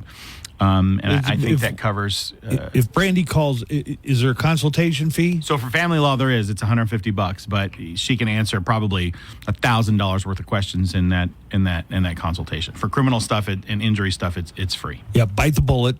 Call Elena. Absolutely. You don't have any idea where your ex is? Yeah, is that's he a even good in the question. U.S.? Well, the thing is, I have seen pictures of him with his family, but during child support, they did that whole by publication that you mentioned. They did all of that.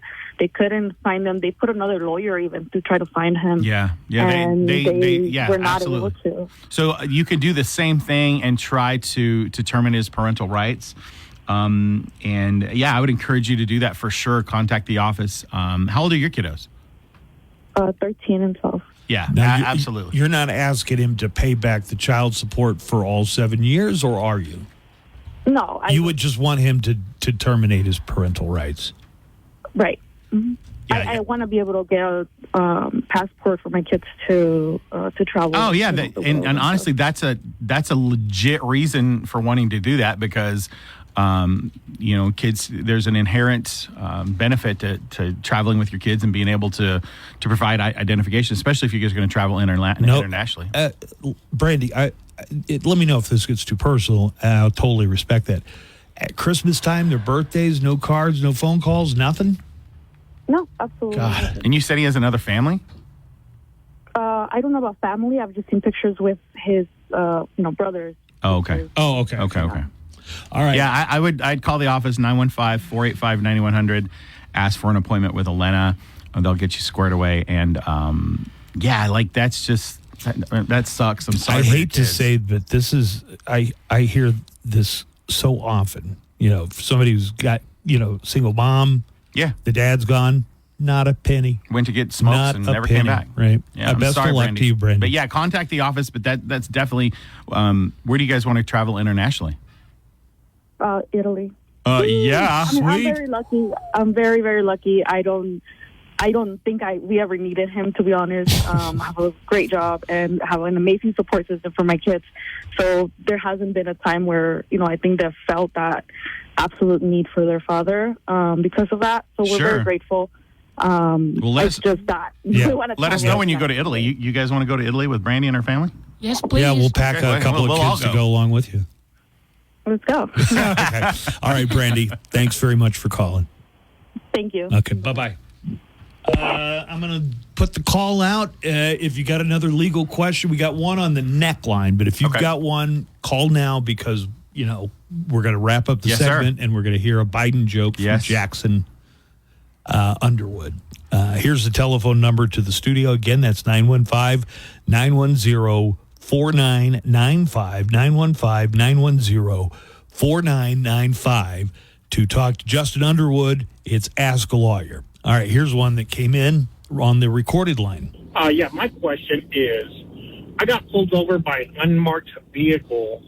He was a police officer, but he had no placards on his vehicle. And I kept driving because I technically work for the government. And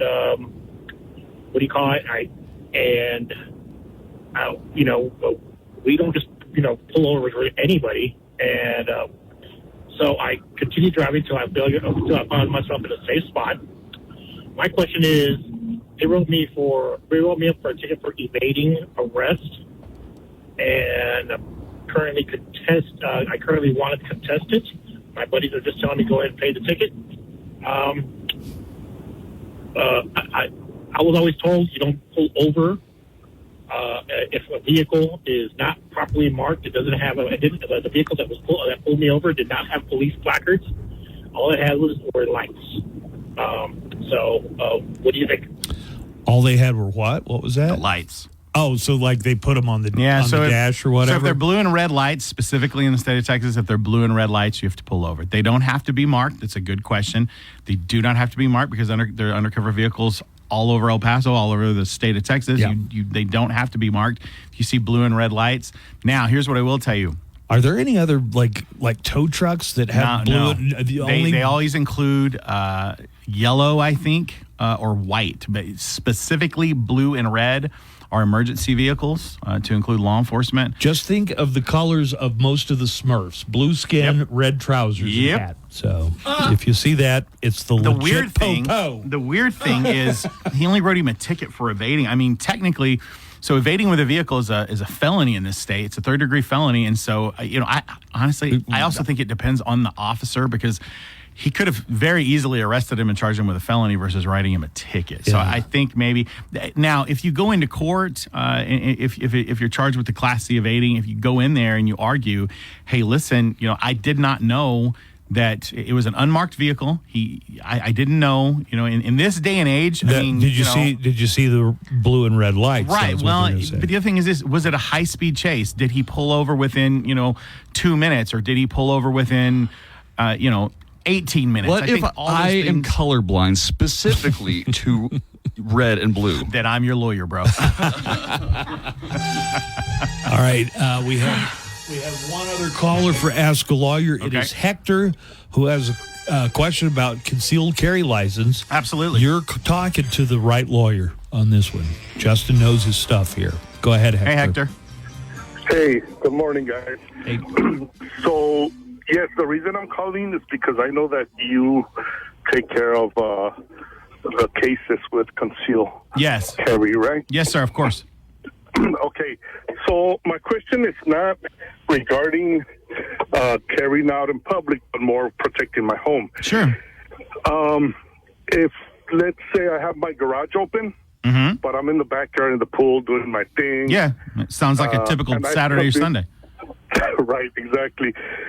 If I come into the house and I see somebody in my garage trying to mess with my Harley or my tools or something, but this is a thing. Let's say I'm having some beers in the backyard. Yeah. Can I still protect my items? So, or since I'm having a beer, I can no longer do that. It's a hard question to answer, and let me tell you why. That is a really, really sticky question. Drinking beer and using firearms in your own home is usually not a problem as long as you're reasonable about what you do. If you walk into the garage and the guy's standing there looking at your Harley and not doing anything, I wouldn't whip a gun out. I would ask him to leave.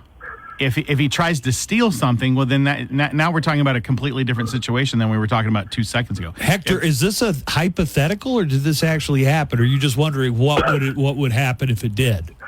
No, it's just a hypothetical, and the only reason is I'm sure you guys have seen Gone in 60 Seconds where one of the guys comes from the backyard and they're taking his Escalade or something. So I always wondered, I wonder if I could do that or not. I mean, let's say the guy's on top of my bike trying to pull it out at that point. Then at that point in time, now the guy's committing a felony offense on your property, I would say you're probably well within your rights. Now, here's the other thing. If the family or if the guy survives and sues you, the lawyer's going to go, you were intoxicated at the time of this. Right, and I'm going to say, well, what does that matter if he's still acting? You can be wasted off your you-know-what. Are you acting reasonable? Is it reasonable to pull a handgun in the state of Texas if someone is committing theft of your vehicle off your property? My answer would be yes. Now, personally, do you I really would say, I don't know if I want to. Because that's the fine line. Do you really want to smoke the dude while he's sitting on your Harley? Because you're going to get blood all over it, and he's going to drop your bike. You could just grab the handlebars and try to fend him off, or just say, "What are you doing, dude? Get out of here!" And that probably does the trick. The other thing is, so Texas has another unless little it's a wrinkle. crackhead or something. And that's methed up. So there's another wrinkle in Texas law that a lot of people don't know about is your self-defense rights and your right to use deadly force to defend yourself get turned up at night. So if people are trying to steal from you at night, it is different than in the day because under the law, they're doing it under the, quote, cloak of darkness. So if the dude's doing it in the middle of the night, number one, if you've got your Harley parked in your garage, don't leave your garage open. Hello. Right. But, I mean, we're talking about like 2, 3 in the afternoon and you're in the pool and you have your garage. Like, that could be any of us, right? Yeah. That's typical for me. Absolutely. Do you have dogs, Hector? I do, but they're usually with me in the backyard or wherever I'm at. But yes, I do have dogs. What kind of dog? American Bullies. Yeah, dude. That answers your question right there, man. All right. Hector, thanks for calling. Very interesting. Good luck, man. Take care of that Harley. Thank you, boss. You got it. I've thought before, what if I got home and somebody's carrying my TV out? Yeah. Oh, would I shoot somebody? I've almost been shot by Buzz because that's not true. You're carrying his TV out or what? I would come in at night. He had his arm something. full of beers. Yeah. Give me those beers. I would come in at night from a party or something, and sometimes Buzz would wake out of a stupor from his called sleep. Yeah. After taking your okay, so this actually reminds me of a question I was thinking about yesterday. So I was sitting in my backyard, Justin, and I heard 8 gunshots go off around me somewhere, which is becoming way more common than it should be in this town. What do you do in that situation? Because I didn't know whether to call anybody, like the police.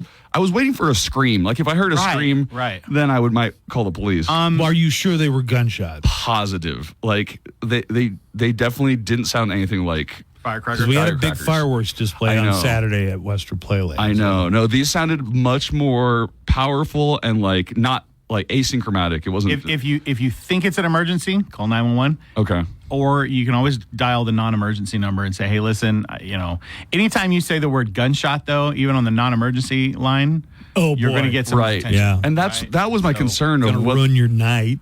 I mean, it is illegal to discharge a firearm in the city limits of El Paso. But if they showed up and said, "Where did the noise come from?" You just heard. I just heard it in the neighborhood. Yeah, he's going to point in both directions and go, "I heard it from that away." All right, let's talk to Avery Underwood, and she has a softball team that I'm hearing great things about. Avery, will you tell us all about it? Yes, I will. So I'm on this city, Sun City Diamonds, and I play all these kind of different spots, like first place, catcher, and third base. Mm-hmm. And I just want to give a shout out to my team because they're just, all the coaches and all the players on my team are just so awesome and so nice. And what are your coaches' names? 2 of my coaches' names are Coach Rachel, and then another one is Coach Joey. Coach Andy. And Coach Andy. I have a question for you, Avery. How are you when it's your turn to bat? Are you good? Are you a good hitter of the ball? Yes, she's very good. Yeah.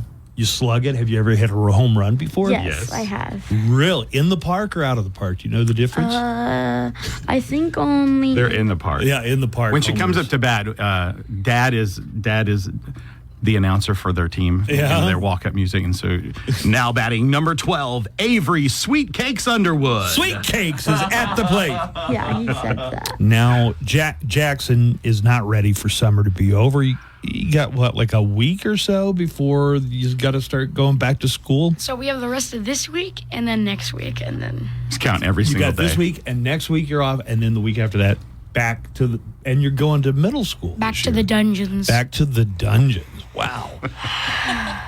But he doesn't have to pay taxes or go to work. Right. Little freeloaders.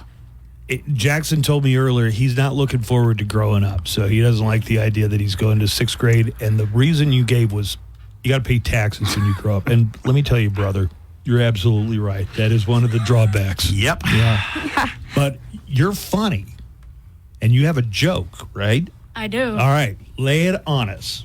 Ladies and gentlemen, the comedic stylings of Jackson Underwood. All right, here we go. So a plane was about to crash, and there were 4 passengers, but only 3 parachutes. Yeah. The first person was Joe Biden. He says, "It's really better for my whole country that I live. I'm the smartest president in the whole history of the United States." He takes the first parachute and jumps off. Second is like a German influencer. She says, "I've helped stop so many revolutions. It's really better for the world that I live." The third person, Pope, looks down at the fourth passenger, an 11-year-old schoolboy. He says, "My boy, take the last parachute. I don't have that many years to live." The boy says, "Actually, Your Popeness, there's a parachute for both of us." The Pope says, "But how?" The boy says, "Well, actually, America's smartest president took my school bag." Bravo. Well done. Jackson Underwood, everybody. All right, as Ask a Lawyer with Justin Thanks, Underwood. guys. Be good to Jackson each other. Thank you guys very much. Find out what's going on, quirky facts about our region, urgent things you need to know impacting your drive, and of course, nothing but El Paso's best rock. Oh, 95.5 KLAQ Iron Maiden. Joanna, what is a nice Catholic girl like you doing playing Number of the Beast at 8:30 in the morning? Gotta wake up everybody. Gotta wake everybody up and remind them that this month is July Iron Maiden. July Iron Maiden. That is a badass song. That's why for this net, we got 1 week left in the month of July Iron Maiden before it becomes August. But we have a lot of giveaways, authorized and autographed at a lot of times for Bruce Dickinson and Iron Maiden. So listen for music. We'll play some sets of songs, maybe a block of Iron Maiden all month long. And we have some great giveaways. Check out everything you need to know at KLAQ.com and listen for your chance to win some autographed Iron Maiden stuff. Next month is August. So I bet you our boss, because of his good relationship with Papa Legba, is good. Papa Emeritus. I'm sorry. Voodoo Santeria Papa Legba. Hey, you've never been to a ghost show then. I think he'll have a lot of really cool stuff. Sure. Stephanie Valle is here from our news partners, ABC7. And yeah, she's blowing up my spot. She's like blowing up my scam already. Man, yeah. I don't need that kind of heat. All right, so just so people know what I'm talking about. The reporter. Nico, earlier this morning, says to me very nicely, I'm going to get a burrito. You want me to get you a burrito? And I said, yeah, because, Joanna. Oh, right. Ever since your mom made the chili relleno burritos a couple weeks ago, I've been craving chili relleno burritos. Oh. So have I. She hasn't made any. So, okay, yeah, I'll get you a burrito. About 30 minutes go by. He hasn't made the run yet. He comes around. He goes, hey, I need like $5 help for the burritos. Yeah. Just a little help, a little taste. So it just so happens I have an Abe in my wallet. I have a $5. Well, I know he has cash pretty much all the time. So I give him the $5. More time elapses. He comes back around. He goes, dude, I'm going to need more. I'm going to need like 15. Oh, my God. And because burritos are expensive, dude, yeah. They're not that. They're not burritos. Really? I thought they were $3. Yeah, you're in the ballpark. $5 per burrito. Almost $5, yeah. It's a. Oh my gosh. It's a substantial burrito. I'll give you that. It's as big as a baby's arm. Well, there's inflation to consider. I guess so, but there's no way you offered to buy a burrito for somebody, and somehow I ended up, Joanna, $25 in the hole for one burrito. I don't know how this happened. No, I gave you your change back, but Stephanie was the one that made me give it back because I would have been able to get away with it if she wasn't here. I did math. I did some math. Yeah. It didn't add up. She's an investigative journalist. I know. That's the problem with having one of those when you're trying to do a scam. She will get it out of you, dude. Hey, yeah, for did sure. you hear that? He said he admitted it. Just any of you people out there, ladies, people on Tinder, if Nico Jimian ever offers to buy you food, there's a very good chance. Okay, you're going to flip around my chances with a woman. All right. Wow. Just you. Just telling the truth, bro. Only who forgets their wallet?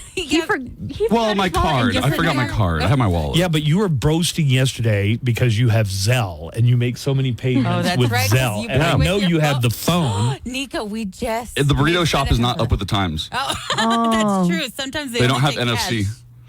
They don't have Cash App. They don't have Venmo. I find it hard to believe. What was the place you went to get them? La Chimenea? They definitely accept Venmo. Okay, or they may Zelle. use iPads as their actual ordering things. Yeah, so. You can use Square. You can use your Apple Wallet. This is just how I have fun. Okay, you guys are messing up how I have fun. He's been stealing my silverware for like a year now. Did you know that? I've been taking one piece of silverware for the past year from as his a house. practical joke. Every day I go over to I'm just waiting for the day that he has one, and he says, "Where is all my?" Because he never notices these things. I was about to go shop for new silverware. What? Yeah. Did you think they were being eaten by your dishwasher? No, I don't know. I was about to go to the home goods store to get an emergency supply of forks and knives. I don't use spoons that much. You don't like cereal? Yeah, he doesn't. I like cereal fine. I just very rarely find myself in a position where I eat cereal. I don't even keep. I became kind of lactose intolerant. It's a weird, like as you, your stomach changes as you get older. Preaching to the choir. Yeah, I don't know. So I'm lactose intolerant. So that's pretty much I'm out for cereal. You gotta get cashew. Well, you wouldn't have a spoon to eat it with either way. What's wrong with you? Keep Nico away from your parents, everybody. That is a warning. Keep Nico's parents away from you, too. Whatever. I mess with Buzz. That's it. Hey, I thought. Stephanie, do you see what I deal with? Oh my God. We're going to get into some pretty heavy stuff in a minute when we start talking about the latest Borderland Crimes podcast, which is available now. Yes. So before we do that, I want to, play a break, kind of separate. But I thought it would be fun to ask you questions about things that are going on locally. Oh my Now, goodness. I know I don't expect you to disclose, something that was set off the record or anything. Okay. What is this that the Judge Samaniego has declared a disaster emergency for Texas because of Operation Lone Star? Do you know much about this story? Yes. So in order for local entities like the county to receive state funding from Operation Lone Star, they need to declare an emergency, they need to have an emergency declaration. That's Operation been for Lone years. Star is already going on because of all the DPS vehicles you see around town. Correct. The thing is, right now, the state is pretty much taking these people who they're arresting on the street after these chases to the county jail, and they're putting them in the lockup. But with Operation Lone Star, they would be financially supported for all of those efforts. So they're making way more arrests, right? I guess. Mm-hmm. We just had Attorney Justin Underwood in here, and he talked about it a little bit. He said that in those cases, typically, they don't arrest the migrants that are being smuggled. And I don't know if you know about this, they arrest the wheelman and whoever his accomplices might have been. Right. They would probably be turning over the migrants to federal, right? Which for they processing. end up in the United States anyway. Right. So the whole thing is that the county had refrained from issuing this emergency declaration, or rather, I keep misspeaking. They did not issue this declaration of an emergency or disaster because they didn't want to say that they had a crisis on the border. So but they weren't getting any money for any of the inmates that were being detained. Whereas when they detain federal inmates, they get money for that from the federal government. So the county was losing federal money because they have finite space, and so they weren't taking in federal inmates and getting federal money. They were taking in state inmates, and because they hadn't said, we have an emergency here, the state wasn't giving them additional money. That is the most important context that you just provided that I've heard about this story so far. Yes, it's so other border counties had declared the emergency, yes? Other counties where they were having issues. I don't know if they're all necessarily border, because I think a lot of this was political. I don't want to sound cynical, but I think that a lot of counties did not want to declare an emergency because they didn't want it to seem like they couldn't handle what was happening here. That it was out of their control. Right. But they don't get money. But they weren't getting the money. So it sounds like this is almost a begrudging disaster declaration. I mean, I'm sure that the county would say otherwise, but it gets, like, I guess push comes to shove, and you need to come to terms that you're losing millions of dollars that you were kind of depending on. Yeah, right. In order to run your facilities. And you don't have enough cots or whatever. Because there's so many people that are being kept there. Do you have any idea how long those people are generally put in jail? Yeah, kept. I don't.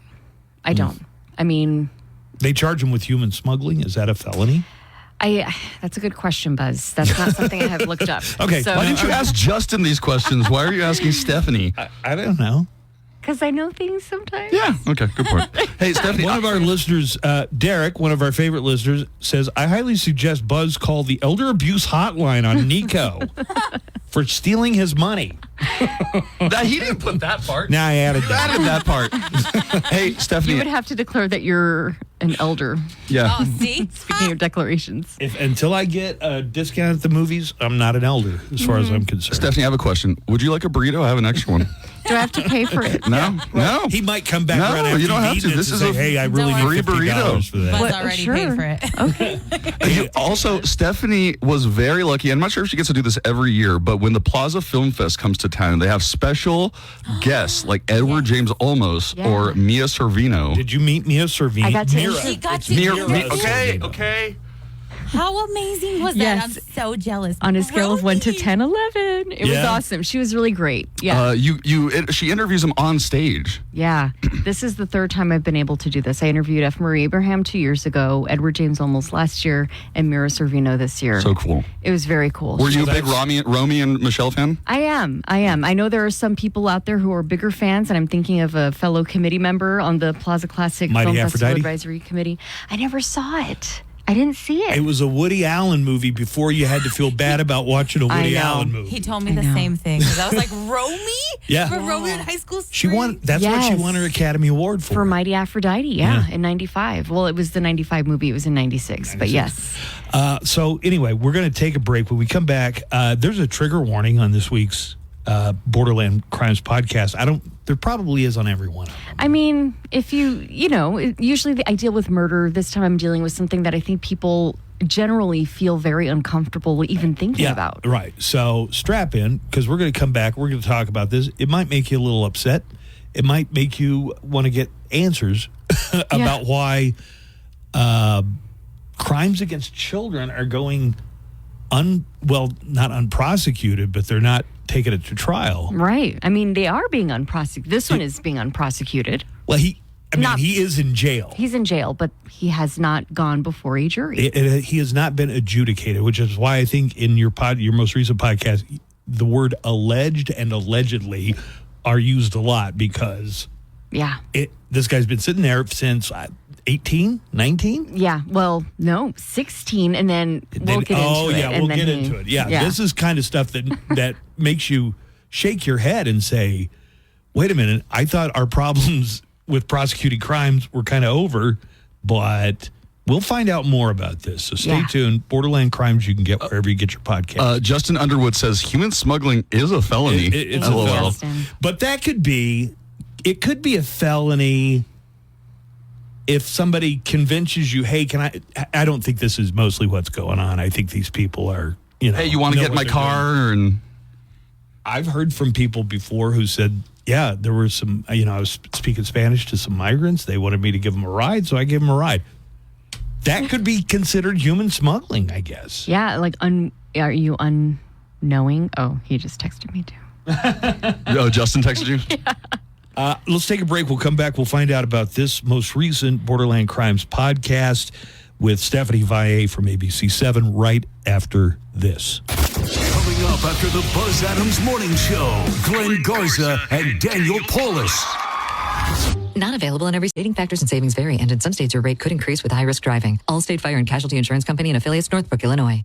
Live from the KLAQ studios, the Buzz Adams Morning Show. Courtesy of Glasheen, Vyas, and Inderman Personal Injury Lawyers at GVILaw.com.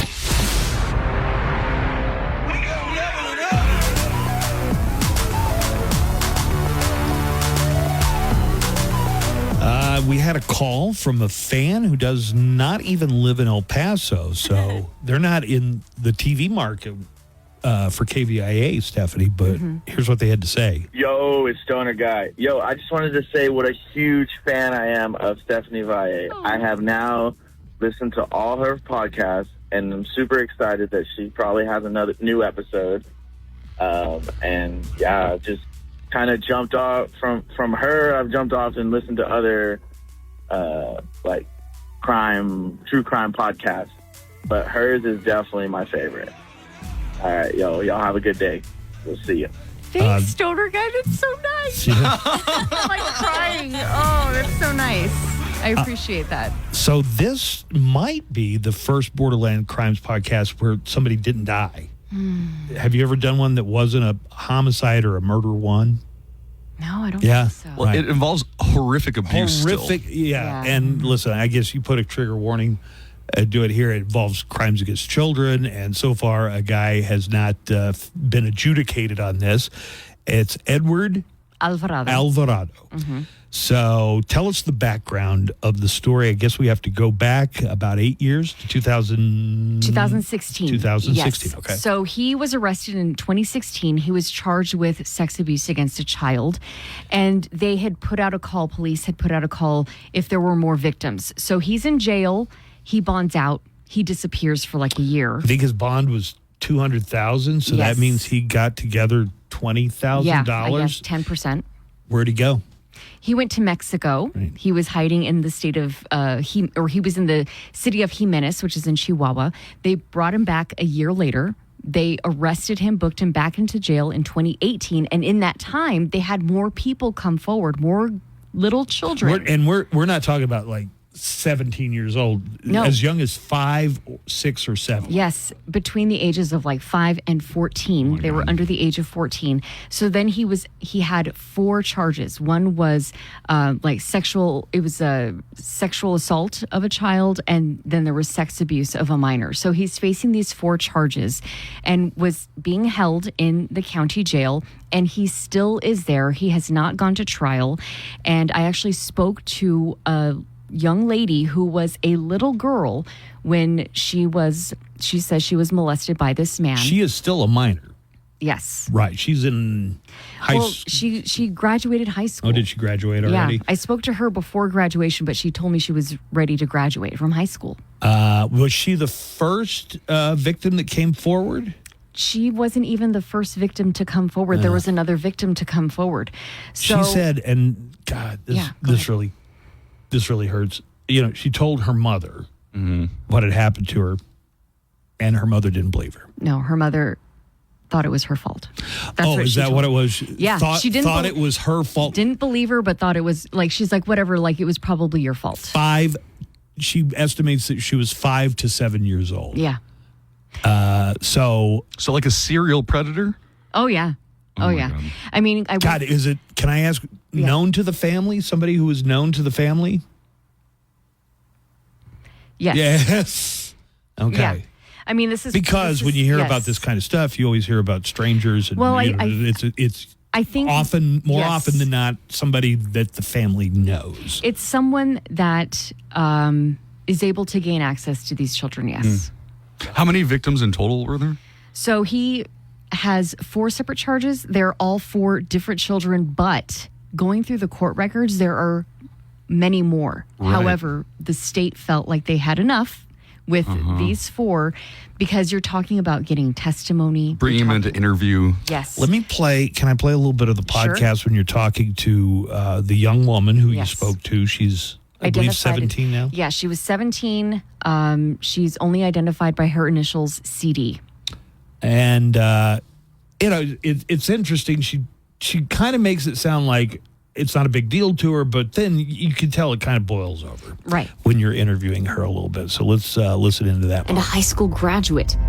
I could hear in her voice as she tried to first rationalize why it was taking so long to go to trial. There's obviously more important cases that could be discussed at this moment of time, in my opinion. But then her frustration boiled over.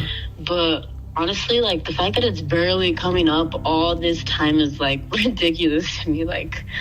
I'm damn near a whole ass adult and you're barely gonna bring up a childhood trauma. Are you dead ass? It does kind of irritate me a little.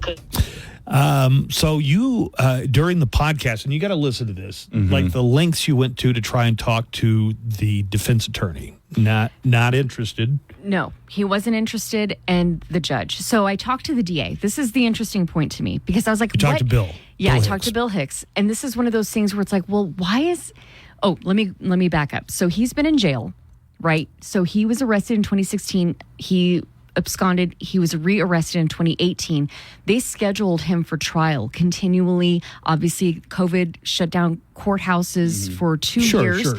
but he had a trial scheduled 18 times on his docket. Wow. I spoke with the county or the district clerk. They said we called a jury 5 times for this trial.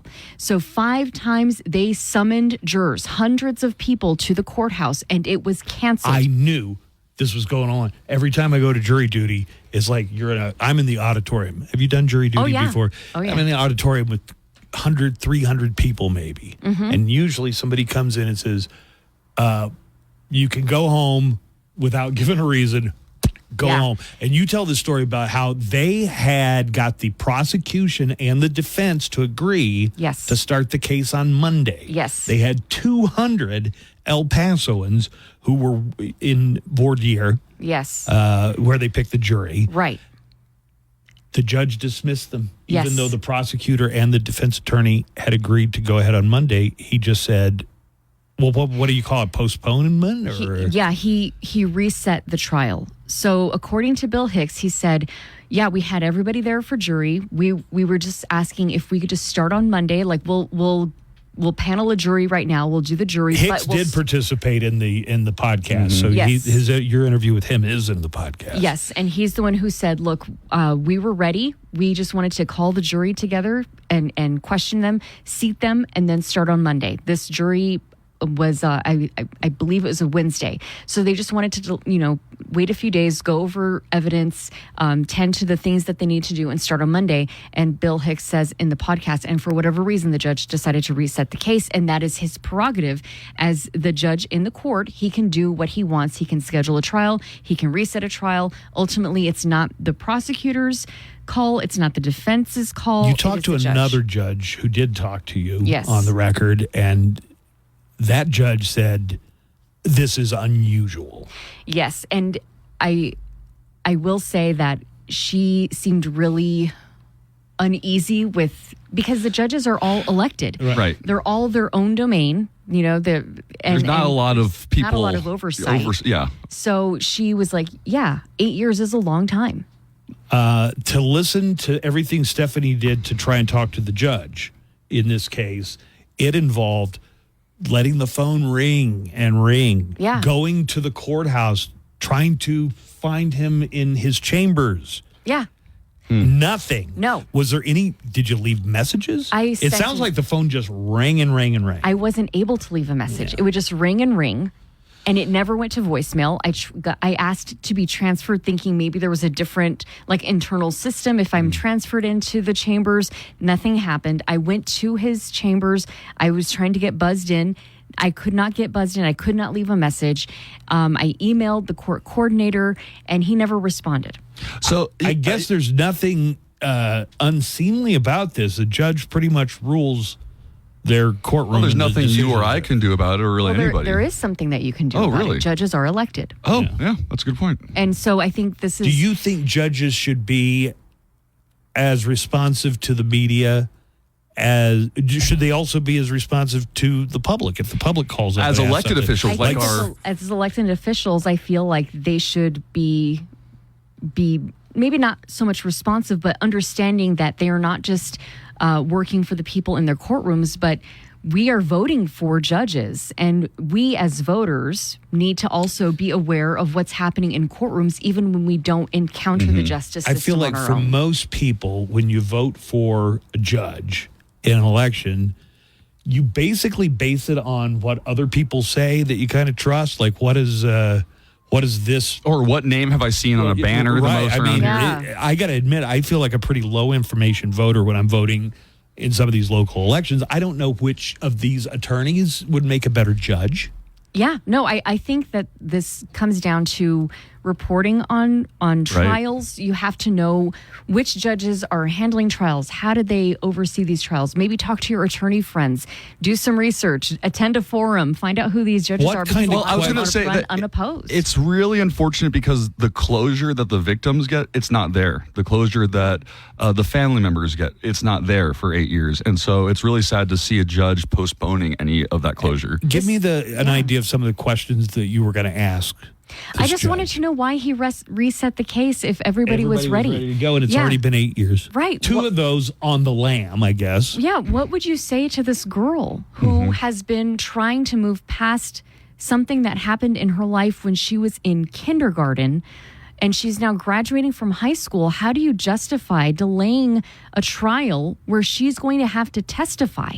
She's had to prepare herself. She told me she didn't even know the first 2 times they were called for jury. Wow. But for the last 2 years, she has been trying to mentally prepare herself to testify about trauma that happened when she was 5. And the DA talks about just how hard these cases are to prosecute because these are dealing with, granted, you have evidence, like you have physical evidence, but you're also talking about a testimony. And then you have to cross-examine these people. And then, so they're very hard to try. So why are we just letting it languish? Because the testimony gets harder to remember, right? The longer it goes. The young woman that you spoke to, it sounds like a lot of this is kind of turning into the foggy memories of the past because it happened when she was so young. Or does she remember everything 100% clearly? She does remember quite a bit of what happened. You didn't share all the details because even on a podcast format, it would have just been too upsetting to share the details of what's, again, alleged because the case hasn't been adjudicated yet. Right. I mean, these are, I'm telling you, the case file was 300 pages long. I went through it, and there are really horrific details. I remember one night I walked away, I pushed it away, and I just felt sick because you're reading it. It's horrible. It is the worst thing that you could read about, and it's written in these terms that are very explicit. And it was just really awful. It's awful to think that these, and she's just one. And I told you there are 4 charges, but there are other girls out there who they just didn't decide to press charges against because they felt like they had enough. Would you be happy if, because of this podcast and maybe even here on the show, that if the judge finally got back to you to give their side of the story? I mean, that would be fine. I would be happier if by the time August rolls around, the trial happens. Yeah. That's what I would like to see. What do you feel the chances of that are? I don't know. On the one hand, tell me if 50-50. On the one hand, he is incarcerated, so he's being punished, even though he hasn't been convicted of anything. Right. But I was thinking about this question today. I was like, if Buzz asked me this, but I was thinking, this is not the system that we live in. We live in a system where people are supposed to go into a courtroom and have evidence heard by a jury and have an opportunity to defend themselves. This guy is being held in jail and has not had this opportunity. We live in a system where we are supposed to have a court system. It's supposed to be a fair and speedy trial, right? Yes, and this actually doesn't violate that constitutional amendment because that would have to be, if the state were to be delaying the case, right, then they could have cause for a violation of a constitutional amendment. But because it's being reset, and granted, maybe sometimes it was the defense, but this last time it was the judge, that doesn't trigger any type of violation. And there's no right for the victims to a speedy trial, right? No, it's all about the Constitution mostly protects those accused of crime. But also, I mean, this is something that, going back to your point earlier about tax dollars, the county is paying for this guy to be held here. He's taking a bed in the county jail, which is supposed to be for people who are facing either misdemeanor crimes or being held as they await trial. He should be, if he's convicted, in a state prison, where everybody is paying for his loss. It's not supposed to be a semi-permanent. He's just being held. What are the chances they get around to the trial and whatever sentence they give him, he walks out of the courtroom because of time served? And that's possible too. Could he plead down to something where I get the feeling, from my experiences at the courthouse, that the legal system or the justice system, and this is probably not just in El Paso, doesn't like to go to trial. The justice system does what they would like is for some deal to be. Trials are expensive. They are. Trials are time consuming. And do you get a feeling? Didn't you watch Suits? That's all they talk about in Suits is how they want to plea deals instead of actual trials. I watch Suits for Meghan Markle and Meghan Markle alone. Stephanie, this is a very hard reporting subject. And how do you approach these type of stories, what do you see your job as? Because you have to get into the weeds of these things. I'd never heard about this case until I heard it on the podcast. How do you do that? How do you make yourself go through all of these disgusting details? Well, my friends say I'm the queen of compartmentalization. Okay. So I do not, I try to, I deal with it at that moment, and then I take that information and then I put it into work Stephanie's brain, and then personal, non-work Stephanie. Because you can't let it affect the other parts. No, because it's really awful. It's awful Who to is think the about. judge? How come Stephanie doesn't say who the judge is? I did. You do in the podcast. It's Marcos Lizarraga. Okay, so it's Judge Lizarraga. He doesn't have to get mad at me. This guy's all mad. Go listen to the podcast. Yeah, right. Bro. I said it like there 15 you go. times. So it's Judge Lizarraga. Yeah, Lizarraga. Were you ever able to leave a message for him? No. You couldn't have written a Post-it and put it on his door? I sent an email. I mean, no, a or Post-it fogged up the men's room mirror somehow. I even talked to someone in his courtroom. I'm like, I'm just trying to get in touch with him. Can you just give him my number? You have my number. Yeah, right. I tried many different ways. You did the podcast without ever speaking to Judge Lizarraga. Yeah. Now the perpetrator, do you have alleged perpetrator? Excuse me, alleged perpetrator. Do you have to go through his attorney to speak with him, or you? Well, that's what I tried to do. You couldn't just show up to the county jail and be like, "Let me talk to that guy." Well, I mean, I guess I could, but it was just one of those things that when they have attorneys, it becomes increasingly more difficult to do that. And then you have to be like on a list to be a guest and speak to them. And so I just figured I'll do the easier route, going to his attorney. The judge positions, they're not appointments, they're elected positions. Yes. Here's a call, Stephanie. Hey, speaking of, y'all were saying the public should know what's going on in the courtrooms. They should look at some of these judges, because I know for a fact there's at least one judge who hasn't had a trial in years. And it's just pretty crazy. I got a couple friends in the PD and public defender's office, and these judges. There's at least one that I've heard how he'll actively, he's active at trying to get out of trials, and he's been pretty successful. Talking about years without a trial. Does that add up? I mean, this guy could listen to the podcast and make a decision for himself. I mean, this case hasn't gone to trial for 8 years. And then I get into it, and the 168th has 50% of cases pending for over a year. It doesn't elaborate how long. And granted, yes, some trials will take a little longer, maybe 2, but maybe 3. I'm surprised the guy didn't bond out. He came up with $20,000 for the first bond. They set the second bond, get this, at $300,000 after the guy had already left for Mexico. I'm surprised he has a bond. I'm surprised they even gave him a bond. Usually when you flee, especially flee the country, they don't provide you a bond.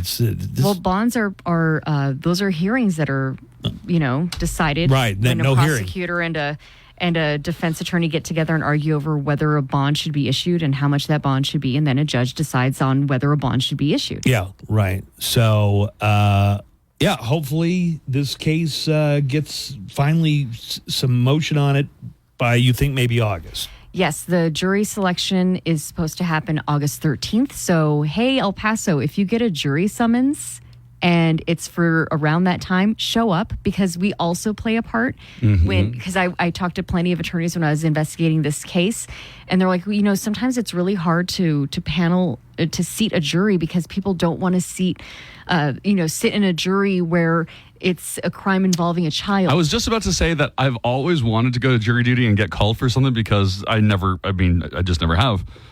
I would not want to get called for this. This would not be one of... We all play a part in... A duty. This. Yes, right. We play a role. We have a duty to serve on a jury. And if they can't find 12 people, then this will be reset again. And that goes for all cases. So when you get a jury summons, yes, who wants to go to jury duty? But show up so they at least know they have people that they can question and seat a panel and move forward with cases. But you can get how it would be frustrating. I used to get called to jury duty at least once a year. But if it was like the Scranton Strangler, then yeah. No, but if you get to the point where it's like, okay, I've already spent several hours here, and then they just when they decide when the judge decided not to take it to trial on that Monday. Mm-hmm. They had to start all over again. Have to start all over again. Right. All those people are free to go. It's not like come back in a month. No. Get free your to $6. Go. We got to go through the whole. Later. Yeah, $6 in your parking pass. Oh, it's $15. Sorry. Oh yeah. Oh my God. Listen to the Borderland Crimes podcast with Stephanie Valle, the case against Edward Alvarado. Yes. Edward Alvarado. I mean, even the person who's charged with it deserves their day in court. Mm-hmm. This is America, guys. Yeah, right. And don't forget to watch Stephanie on KVIA. Yeah. All right. Thanks, Steph, for coming by today. Thanks, Buzz. Great to see you. Great talk. Listen to that podcast, everybody. It's the Borderland Crimes Podcast, wherever you get your podcast. Let's take a break. We'll come back, and Nico's got news headlines. Coming up. Yeah, okay. you do, for sure, right after this. The Buzz Adams Morning Show, Monday through Friday, 5. Look for Bluebell Ice Cream at all Albertsons food stores and all Lowe's supermarkets. Local and loco. Don't you know I'm loco? The Buzz Adams Morning Show, 95.5 KLAQ.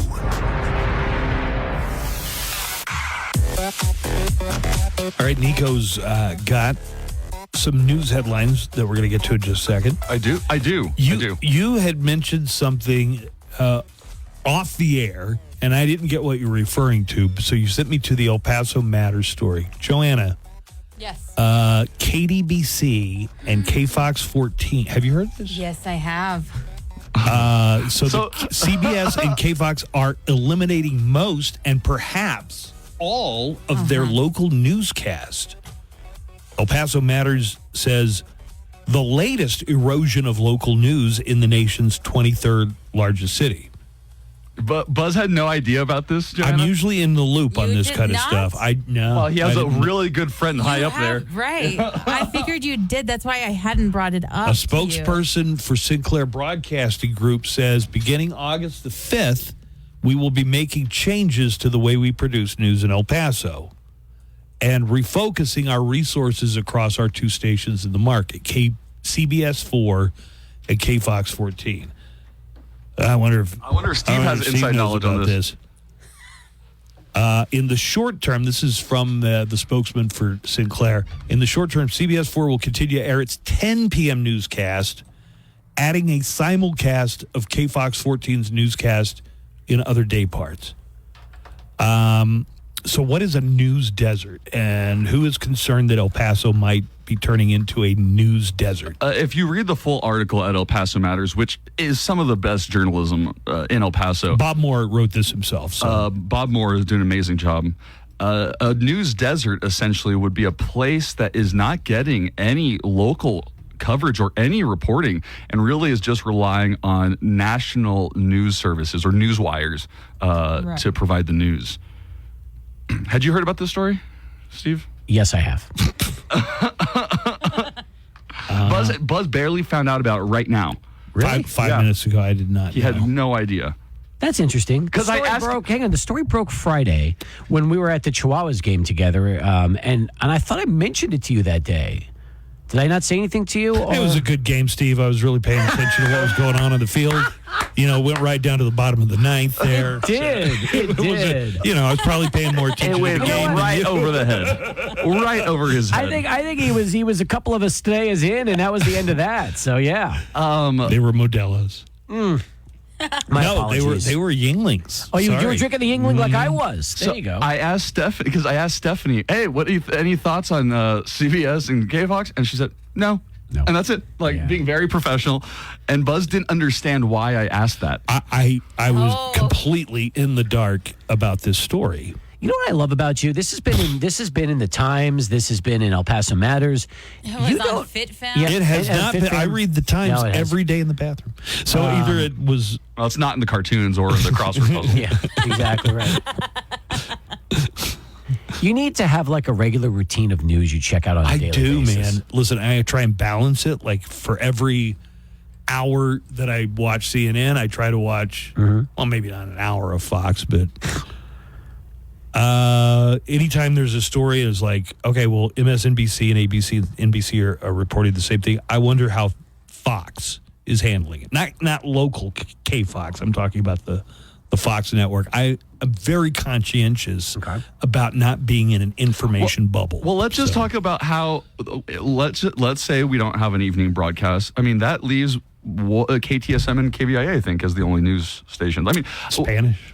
And Spanish, you got a couple Spanish. It just shows that operations. local journalism is not thriving necessarily. The newspaper now gives you stories that really happen 2 days before the paper comes out. So if there's a say the Super Bowl on a Sunday, the Times can't run a story about it until Tuesday. They've just kind of given up trying to the immediacy. That's why you need the online edition. Because if you have a subscription to the digital edition, you'll read stories that comes out a couple of days later in the print edition. El Paso Does that make Matters. sense? I guess so, but I like to read the paper. I feel like I don't blame you. I know you want to hold it. You want to feel it. You're old school, like me. You know, I can't get into this idea of reading a book on a tablet or an audio book. I want to hold the pages. Oh, I can read a book on a tablet. I've actually gotten to where I prefer it. Yeah, really? Yeah, you know why? Why? No paper cuts. Oh, my God. Was that a serious issue for you before? Have you ever had a paper cut, dude? I have. I didn't get them every time I read a book. I'm in the same boat as Nico. If it happens once every 10 years, it's too many paper cuts. Okay. But really, the reason I like it is you can read on your tablet without having a light on and straining your eyes. And you know what? I'm not going to say it because you'll make too many "oh, but this is an old man" jokes. You can't see the letters in You a can make book? the text bigger. You can also make boobs look bigger. But you know what? Audiobooks. This is interesting. And let me tell you why this is interesting. This is an example of technology that Buzz has embraced. Yeah, it is the one thing he has embraced. Yes. People say Buzz is like this fuddy old person that can't use any. You should see him editing audio software. Like, he knows how to use all the computer software pretty well. Like, for sure. Yeah, I've told him he's a whiz at it's not that you're clueless. You're just lazy. Nico has an update on Olympic breakdancing. First of all, it's an event. People are going to get medals in the sport of breakdancing. It is an event. But they're calling it breaking.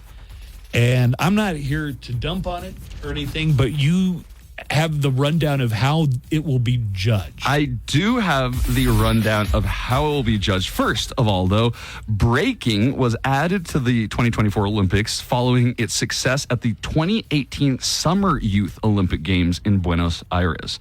Okay, so the breaking competition this year will feature 16 B-boys in the men's competition and 16 B-girls in the women's competition, engaging in one-on-one dance battles. B-boys is what they call them. B-boys and B-girls. What is the age limit on b-boys? Okay, so how long until you become an F-boy? Okay, Thanks. Okay, one-on-one dance battles until a winner is crowned. Athletes will have to adjust their moves and styles based on the music that the DJ chooses to play. Oh, they don't get to pick their music? No. So it's like a break-off. A break-off, and they will be scored by a panel of judges. Can you imagine if they make like rap battles an Olympic sport? Like Eminem is the the coach for USA in the rap battle. How about those slap battles where somebody they take turns slapping? What if they you know should what? make it a gold medal for somebody? I kind of cringe every time. It's terrible. I think I'd rather be punched really hard than slapped really hard. Have you seen the slap challenge with Cinta de Oro? Who's that? The wrestler. Yeah, he used to be Sin Cara. He's the El Paso professional wrestler. No, I haven't. They will go viral, and he will there are people that want to be bare chested and let him slap them as hard as he could like a wrestling match. Nico Nico has a welt on his chest to this day from Jake the Snake Roberts. Give him a chop. Oh, really? You took a chop from Jake the Snake? I took one in studio, and then I took one on stage with my shirt off at the comic strip. Because Jake the Snake was doing stand-up. I don't wonder if he still is. No. I have a weird story about that. Off air, I'll tell you. Wait. Jake the Snake is not doing comedy anymore. No, he's not. And you have a good story about it? I do, but not one you share it on not the one air. I can tell on the insist. air. I have a feeling I know kind of why you can't tell it on air. So yeah, I would probably say that's a good But what he did was he gave me a chop on the chest, which left a handprint. He was demonstrating how they do it. And then when I doubled over, he did another one on my back. Oh, really? I thought you were going to say that when you doubled over, he gave you a DDT on the floor and just completely and crushed just you. destroyed me. Right Because then. that's what he would do in wrestling. His patented finishing move was the DDT. Then he'd bring out the snake and let Damien go all over the wrestler who was unconscious. Also, does not like snakes. And I heard that part. He's That not a was big interesting. snake fan. How is that possible? He was just kind of forced to. I don't think that gimmick. Yeah, but I don't think that was like his choice. yeah. I think somebody told him they wanted him to beat Jake the Snake, and that's why they gave him the snake gimmick. He wasn't in favor of it; he just did it. He would put this 80-year-old boa constrictor without any teeth. He would lay it on top of his opponent as if it's going to Did you ever see crush the one? him to death, but the snake is not interested at all. Did you ever What's see the going one? on? Did you ever see the one when the King Cobra started biting Randy Savage and he started bleeding? No. Somebody had a king cobra? Jake the Snake did. I thought he just had that one the big boa boa constrictor. Yeah. Nah, they gave him a King Cobra for a matchup against Randy the Macho Man Savage. This back was in a the 80s. mistake. Are they out of their minds? Exactly. And Savage was worried because he kept asking Jake, is it defanged? Yeah. Is it defanged? Is it defanged? Bone-sized defanged? Anyway, the thing starts going to town on his arm and biting. And it had teeth? And all of a sudden you see blood come out of his arm as Oh a my result of the God. snake. And it took them like 5 minutes to try to separate the snake from Savage when he was getting bit. I forgot how much you love wrestling, Steve. But do you want to hear? Back in the 80s, that was it. Do you want to hear the two other sports that are going to be introduced when we come back? Okay.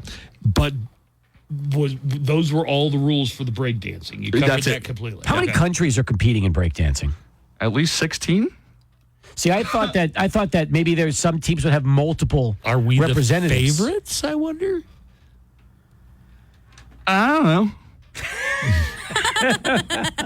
Who won the gold in the youth competition in 2018? That would be your better example of trying to see who might be the favorite. This is a People magazine article. I don't know. They don't have that much.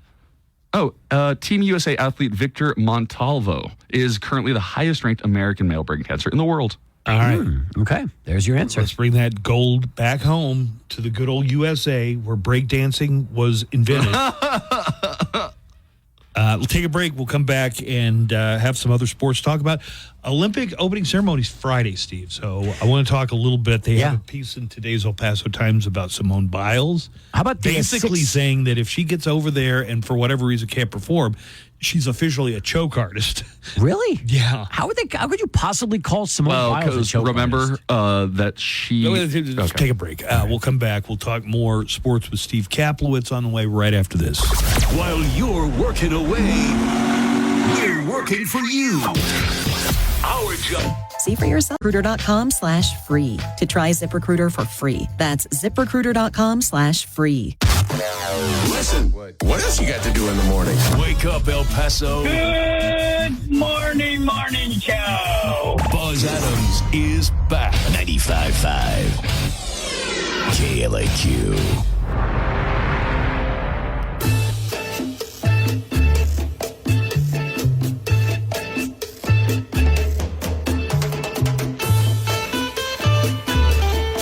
Well, we still have a couple more weeks for the free concerts this summer. A couple more weeks of the State Line Patio Concert Series. Tonight, Small Town Habit is performing. Music starts at like 7:30, Joanna? Yeah. Yeah. The band comes on like at 7:30, but people like to get there and get some food. Because State Line, they got delicious barbecue. So you can get your food inside and then or outside. It doesn't even matter. Yeah, they'll wait. They on have the a bar outside. outside as well. They have multiple bars outside. It's probably one of the best events in town. So come out and see music for the next couple of weeks. Tonight, Small Town Habit on stage. Glenn Garza will be there. He'll have giveaways. And then tomorrow night, the next to last, or I believe it's called penultimate, Cool Canyon Nights with Celebration. They play a lot of Kool and the Gang, but also Earth, Wind, and Fire and other bands for that era. They're performing this Thursday. Tomorrow night is free at McKelligon Canyon Amphitheater, thanks to Westar, Charlie Clark Nissan, all of our fine sponsors for Cool Canyon Nights. So there is the rundown for free entertainment this week. Tonight at State Line, tomorrow Cool Canyon Nights at McKelligon Canyon Amphitheater. You know what I always wondered? Why did they exclude water from Earth, Wind, and Fire? Earth, Wind, Fire, Water. Because they're not Planeteers? I mean, they're pretty close. I know Steve was in the middle of talking about sports, and I can see him here, and he's asking for 1 minute time. Did he put up his finger? Yeah, stall. A couple of things here. There's a movie coming out starring Peter Dinklage, Juliette Lewis, and James Hetfield from Metallica. They're going to be an upcoming Western called The Thicket. Does James Hetfield act? I'm not aware that James Hetfield has ever. I mean, he looks like an Old West, like bad guy almost. I bet he does real good. Did you see the documentary about Metallica? Some Kind of Monster. Yeah, where they're almost about to break up. Yeah, and they're having like fights. And what's the thing you go to? Counseling. They're going to counseling. So I saw somebody comparing that music documentary to the Nickelback documentary. I haven't seen the Nickelback documentary. I guess the Nickelback one talks about how their rise to success and then the weird hate that they got. True. Yeah. Tonight, the president is going to address the nation. The president is still Joe Biden, by the way. Mm-hmm. He's going to elaborate on his decision not to run. Yeah, so I was telling you yesterday, but I don't think I got to mention it from Joanna. Joanna. What? So people in Russia, like Russian political pundits over there, were talking about how the race is so weird now for the American president because now Donald Trump looks like the old man in the race. Because Kamala Harris is only 59. Yeah. And Trump's about to turn 79. Right. So now any cracks about being old can be turned right back around on the Trump. Very elderly Donald Trump. Very elderly. And he doesn't want to debate her. I saw a thing that said Trump said he would debate her anytime, anywhere, and he's looking forward to a debate with Kamala. I don't know which story is true. Like distracting. He's like, I'll debate her, but when the time comes, I bet he will not. But it seems like conservatives are very scared of her.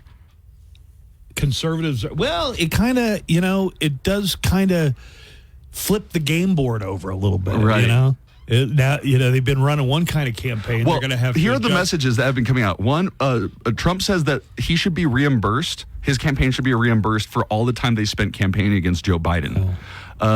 Maybe he could reimburse El Paso for all the big money he owes us. There's just all these different that Kamala Harris is a diversity hire. That Kamala Harris is That is a real racist. I got to tell you, that is just an out and out racist thing to call the vice president of the United States a diversity hire. Right. There's just all these narratives that are coming out there they're trying to pin on her, and it's kind of interesting because I think it shows a little bit of fear. Anyway, that is going to be a national address on all major networks and cable news channels as Biden explains his decision. Hi, folks. Thanks for coming. And I, President Biden, the president, want to address the reports that I'm stepping down. And I just want to say, I'm doing what now? Stepping down. I didn't say I was stepping down, or maybe I did. I thought I said that in a dream, man. Oh, well, I'm going to step down because stepping up is hard. You can trip and fall on the steps, by golly. So I'm going to step down, and I'm going to support Neil Patrick Harris, right? Doogie Howser? No, that's not right. Kamala Anderson from Baywatch. What? Oh, man, she was a cutie, wasn't she? She was married to Tommy Lee from Motley Crue. What was it talking about? Yeah, who cares anymore? Kamala Anderson, 2024, by golly, and no more questions with the thing, man. Kaplowitz. I'm a big, stupid jerk. Here is Steve. He's going to talk some sports with us. Sports. So maybe the WNBA is finally taking its rightful place. Television ratings showed that the WNBA All-Star Game annihilated all previous records for WNBA All-Star games. And the third most Angel Reese and Caitlin Clark teamed up for the WNBA All-Star. Oh, excuse me. It wasn't. They took on the U.S. Women's Olympic Basketball team. That's right. That's exactly the way it was. It was the U.S. Olympic team against the WNBA All-Star. So they're calling that the All-Star Game, not like the... Well, it's a nice gimmick this year, right? You've got the national team and against the best players from the WNBA. I like the way they kind of position that. WNBA won the game. NBA All-Star means East versus West. Correct. So what they did was they instead of taking a WNBA East-West game, they just took the best players on the team and played the Olympic team in an exhibition game. Oh, 3.4 million viewers. Yeah, they did well with it. As Angel Reese and Caitlin Clark teamed up. Do you think, there's something about the WNBA where people enjoy watching it more because it's a little slower and you can see more fundamentals in the game? Yeah, that's what everybody loves about basketball. Well, no, but do it's people... just like men's basketball, but slower and no dunking. Yeah, I mean, that's kind of made it boring. Dunking and it being... By the way, if you were on the court with any of these girls in the WNBA, any of these ladies, right, it'd be like your feet were stuck in hot tar. Let me say this, okay? We used to play pickup basketball against UTEP women's basketball players years ago, and they would take everybody to town. So I remember just pickup games. They all, even when they were just playing ball and not, and just going out there to try to get a workout, they would try to muscle you up. They would try to beat you up. I mean, that's why I had to give them a hard foul. Is the only way to level the play. A hard foul, really? Okay. Very high-level discussions about the 18-game NFL season is going on. Sources say that on the highest levels, conversations about an 18-game NFL season have begun between the NFL and the NFL Players Association. I would assume the NFL players are like, if we're going to play extra games, you got to give us extra money, right?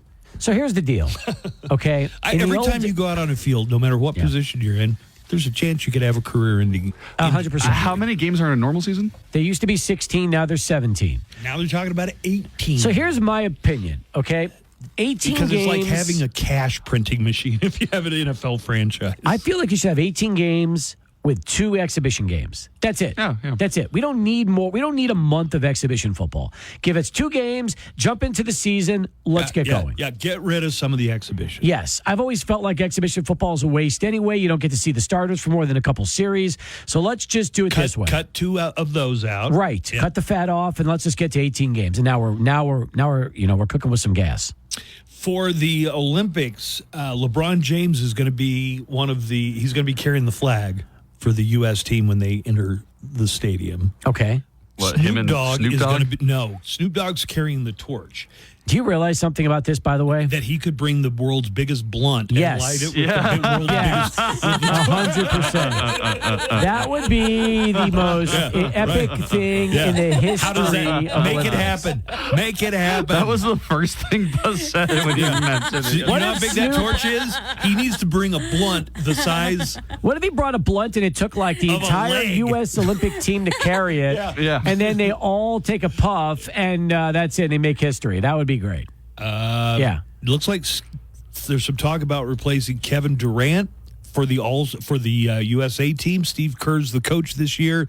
He says he's given not one bit of thought. Yeah. There's no thought of replacing Kevin. We have a problem right now with the U.S. basketball team. The men's, right? Men's team, Yeah. by far. Yeah, they're in trouble. What do you mean?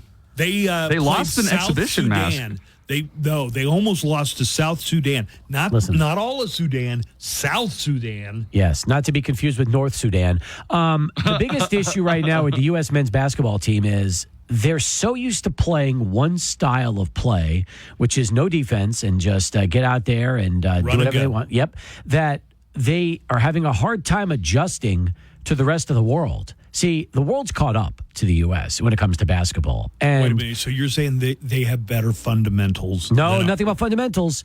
This is the European game. It's a different game completely. And for whatever reason, the best players for the U.S. are struggling right now to play, and especially on the defensive side, with the rest of the world. And that's the issue going into the Olympic Games, is that it's become such a one-dimensional game here with the NBA that when the Olympics come around and you have to go against teams that play a completely different style. Wait. You both just made fun of me when I said that the reason that maybe people are watching WNBA is because the NBA has become one-dimensional as a game. Yeah, but it's what the fans want. The fans want to see him running the court. Well, I don't want to see that. The bulk of the fans. I mean, do you want to see that? I feel like anybody, Showtime? Yeah. I feel like anybody who really enjoyed watching the NBA in the 80s and the 90s just is not thrilled with the product that's out there on the court today. It's all offense. They hardly play defense. The game was a lot more physical in the 80s and 90s, though. I mean, as far as it's not supposed to be a contact sport. It was totally a contact sport. David in the 80s Stern, and 90s. when he was commissioner, the late David Stern, tried to take away that physical aspect. He doesn't want fights anymore. He doesn't want hard fouls and all that. And you don't see it like that. Now it's just the flagrants and things. And, if you ever watch, there's plenty of YouTube videos to watch what the 80s was like in basketball. And it's a completely different game than it is today. How many points did LeBron score in that last game? Because is he not leading in scoring right now? I don't know. I have no idea. Keep up with that. I haven't watched a single exhibition game. I'll probably watch the Olympics just out of curiosity. I'm surprised Bronny didn't make the Olympic team. Oh, my God. Can you imagine? That would have been nepotism at its finest. He got 13 points in one game, Buzz. Hey, and by the way, this is also really cool. 1 current and 5 former UTEP track and field athletes are going to be in the Olympics. So that's going to be really cool to see UTEP represented. And we've always talked about this, that there is no bigger success over the years than UTEP track and field. They have done. Do you realize that over the years, 16 total Olympic medals, 3 gold, 5 silver, 8 bronze. So that's huge. Well, that's what we need to do. Quit having the football games on Saturday and have the track meets on Saturday at the Sun Bowl. I'm serious. I wish we could get fans to support it because you're right. But it's track and field. I know, and that's the sad part about it. It's not as spectator-friendly as basketball and other sports. Do you know what I mean? It's track and field. Toby Amusin is from, she's going to represent Nigeria in the 100-meter hurdles. It's exciting holds the world's record. It's exciting to see these people running, but as far as like going to an event, there's a lot of sitting around when nothing's going on. Well, I mean, and that's the thing. Have you ever been to a track and field event? Only like on the middle school level, but oh my God, it's the worst. I mean, as far as like your parent, because your kid is only going to run like 1 or 2 events. That is tough. I agree with that. Freaking hot. Yeah. Yeah, you need indoors. That's what you need. Then you can sit in a nice air conditioned facility. Then I'd be playing Candy Crush the entire Royal Match. Royal Match. Hey, so the Republican National Convention, the committee, and the Trump campaign have a big problem on their hands. They have many hundreds of thousands of shirts printed up with the name Brandon on them, like "Let's Go Brandon." All of their anti-Biden merch is going to be useless. Anything I've got a bad idea about Brandon this. sucks or whatever. Now it's like when they print up T-shirts for both of the Super Bowl teams. Yeah, and that end up in Ethiopia. So are these going to end up? You're going to see all these Ethiopians wearing Brandon shirts. Yeah, probably the entire South Sudanese basketball team was given a Brandon shirt as a consolation. Attention, Brandons. If you're a Brandon, son of a Brandon, work with a Brandon, we have an amazing gift idea perfect for the Brandon in your life. A T-shirt emblazoned with his name on it. Now your Brandon can walk around proudly with his own personalized tee. free. Personalized shirts can be expensive, but right now, if your name is Brandon, you can get your own customized shirt for next to nothing. Plus, each Brandon tee has the encouraging phrase, "Let's go," on it. If you're a Brandon, there's no better way to start your day than with the uplifting phrase, "Let's go, Brandon." Plus, with every purchase, you'll receive a handful of FJB stickers, which of course means fantastic job, Brandon, or funny joke, Brandon. If you're a Brandon or know a Brandon, let's go. Order today and ask about our personalized flags for Brandon's pickup truck, too. That's the show for today. The Buzz Adams Morning Show will be back tomorrow at 6 a.m. See you tomorrow, okay? Okay, bye-bye. In the meantime, you can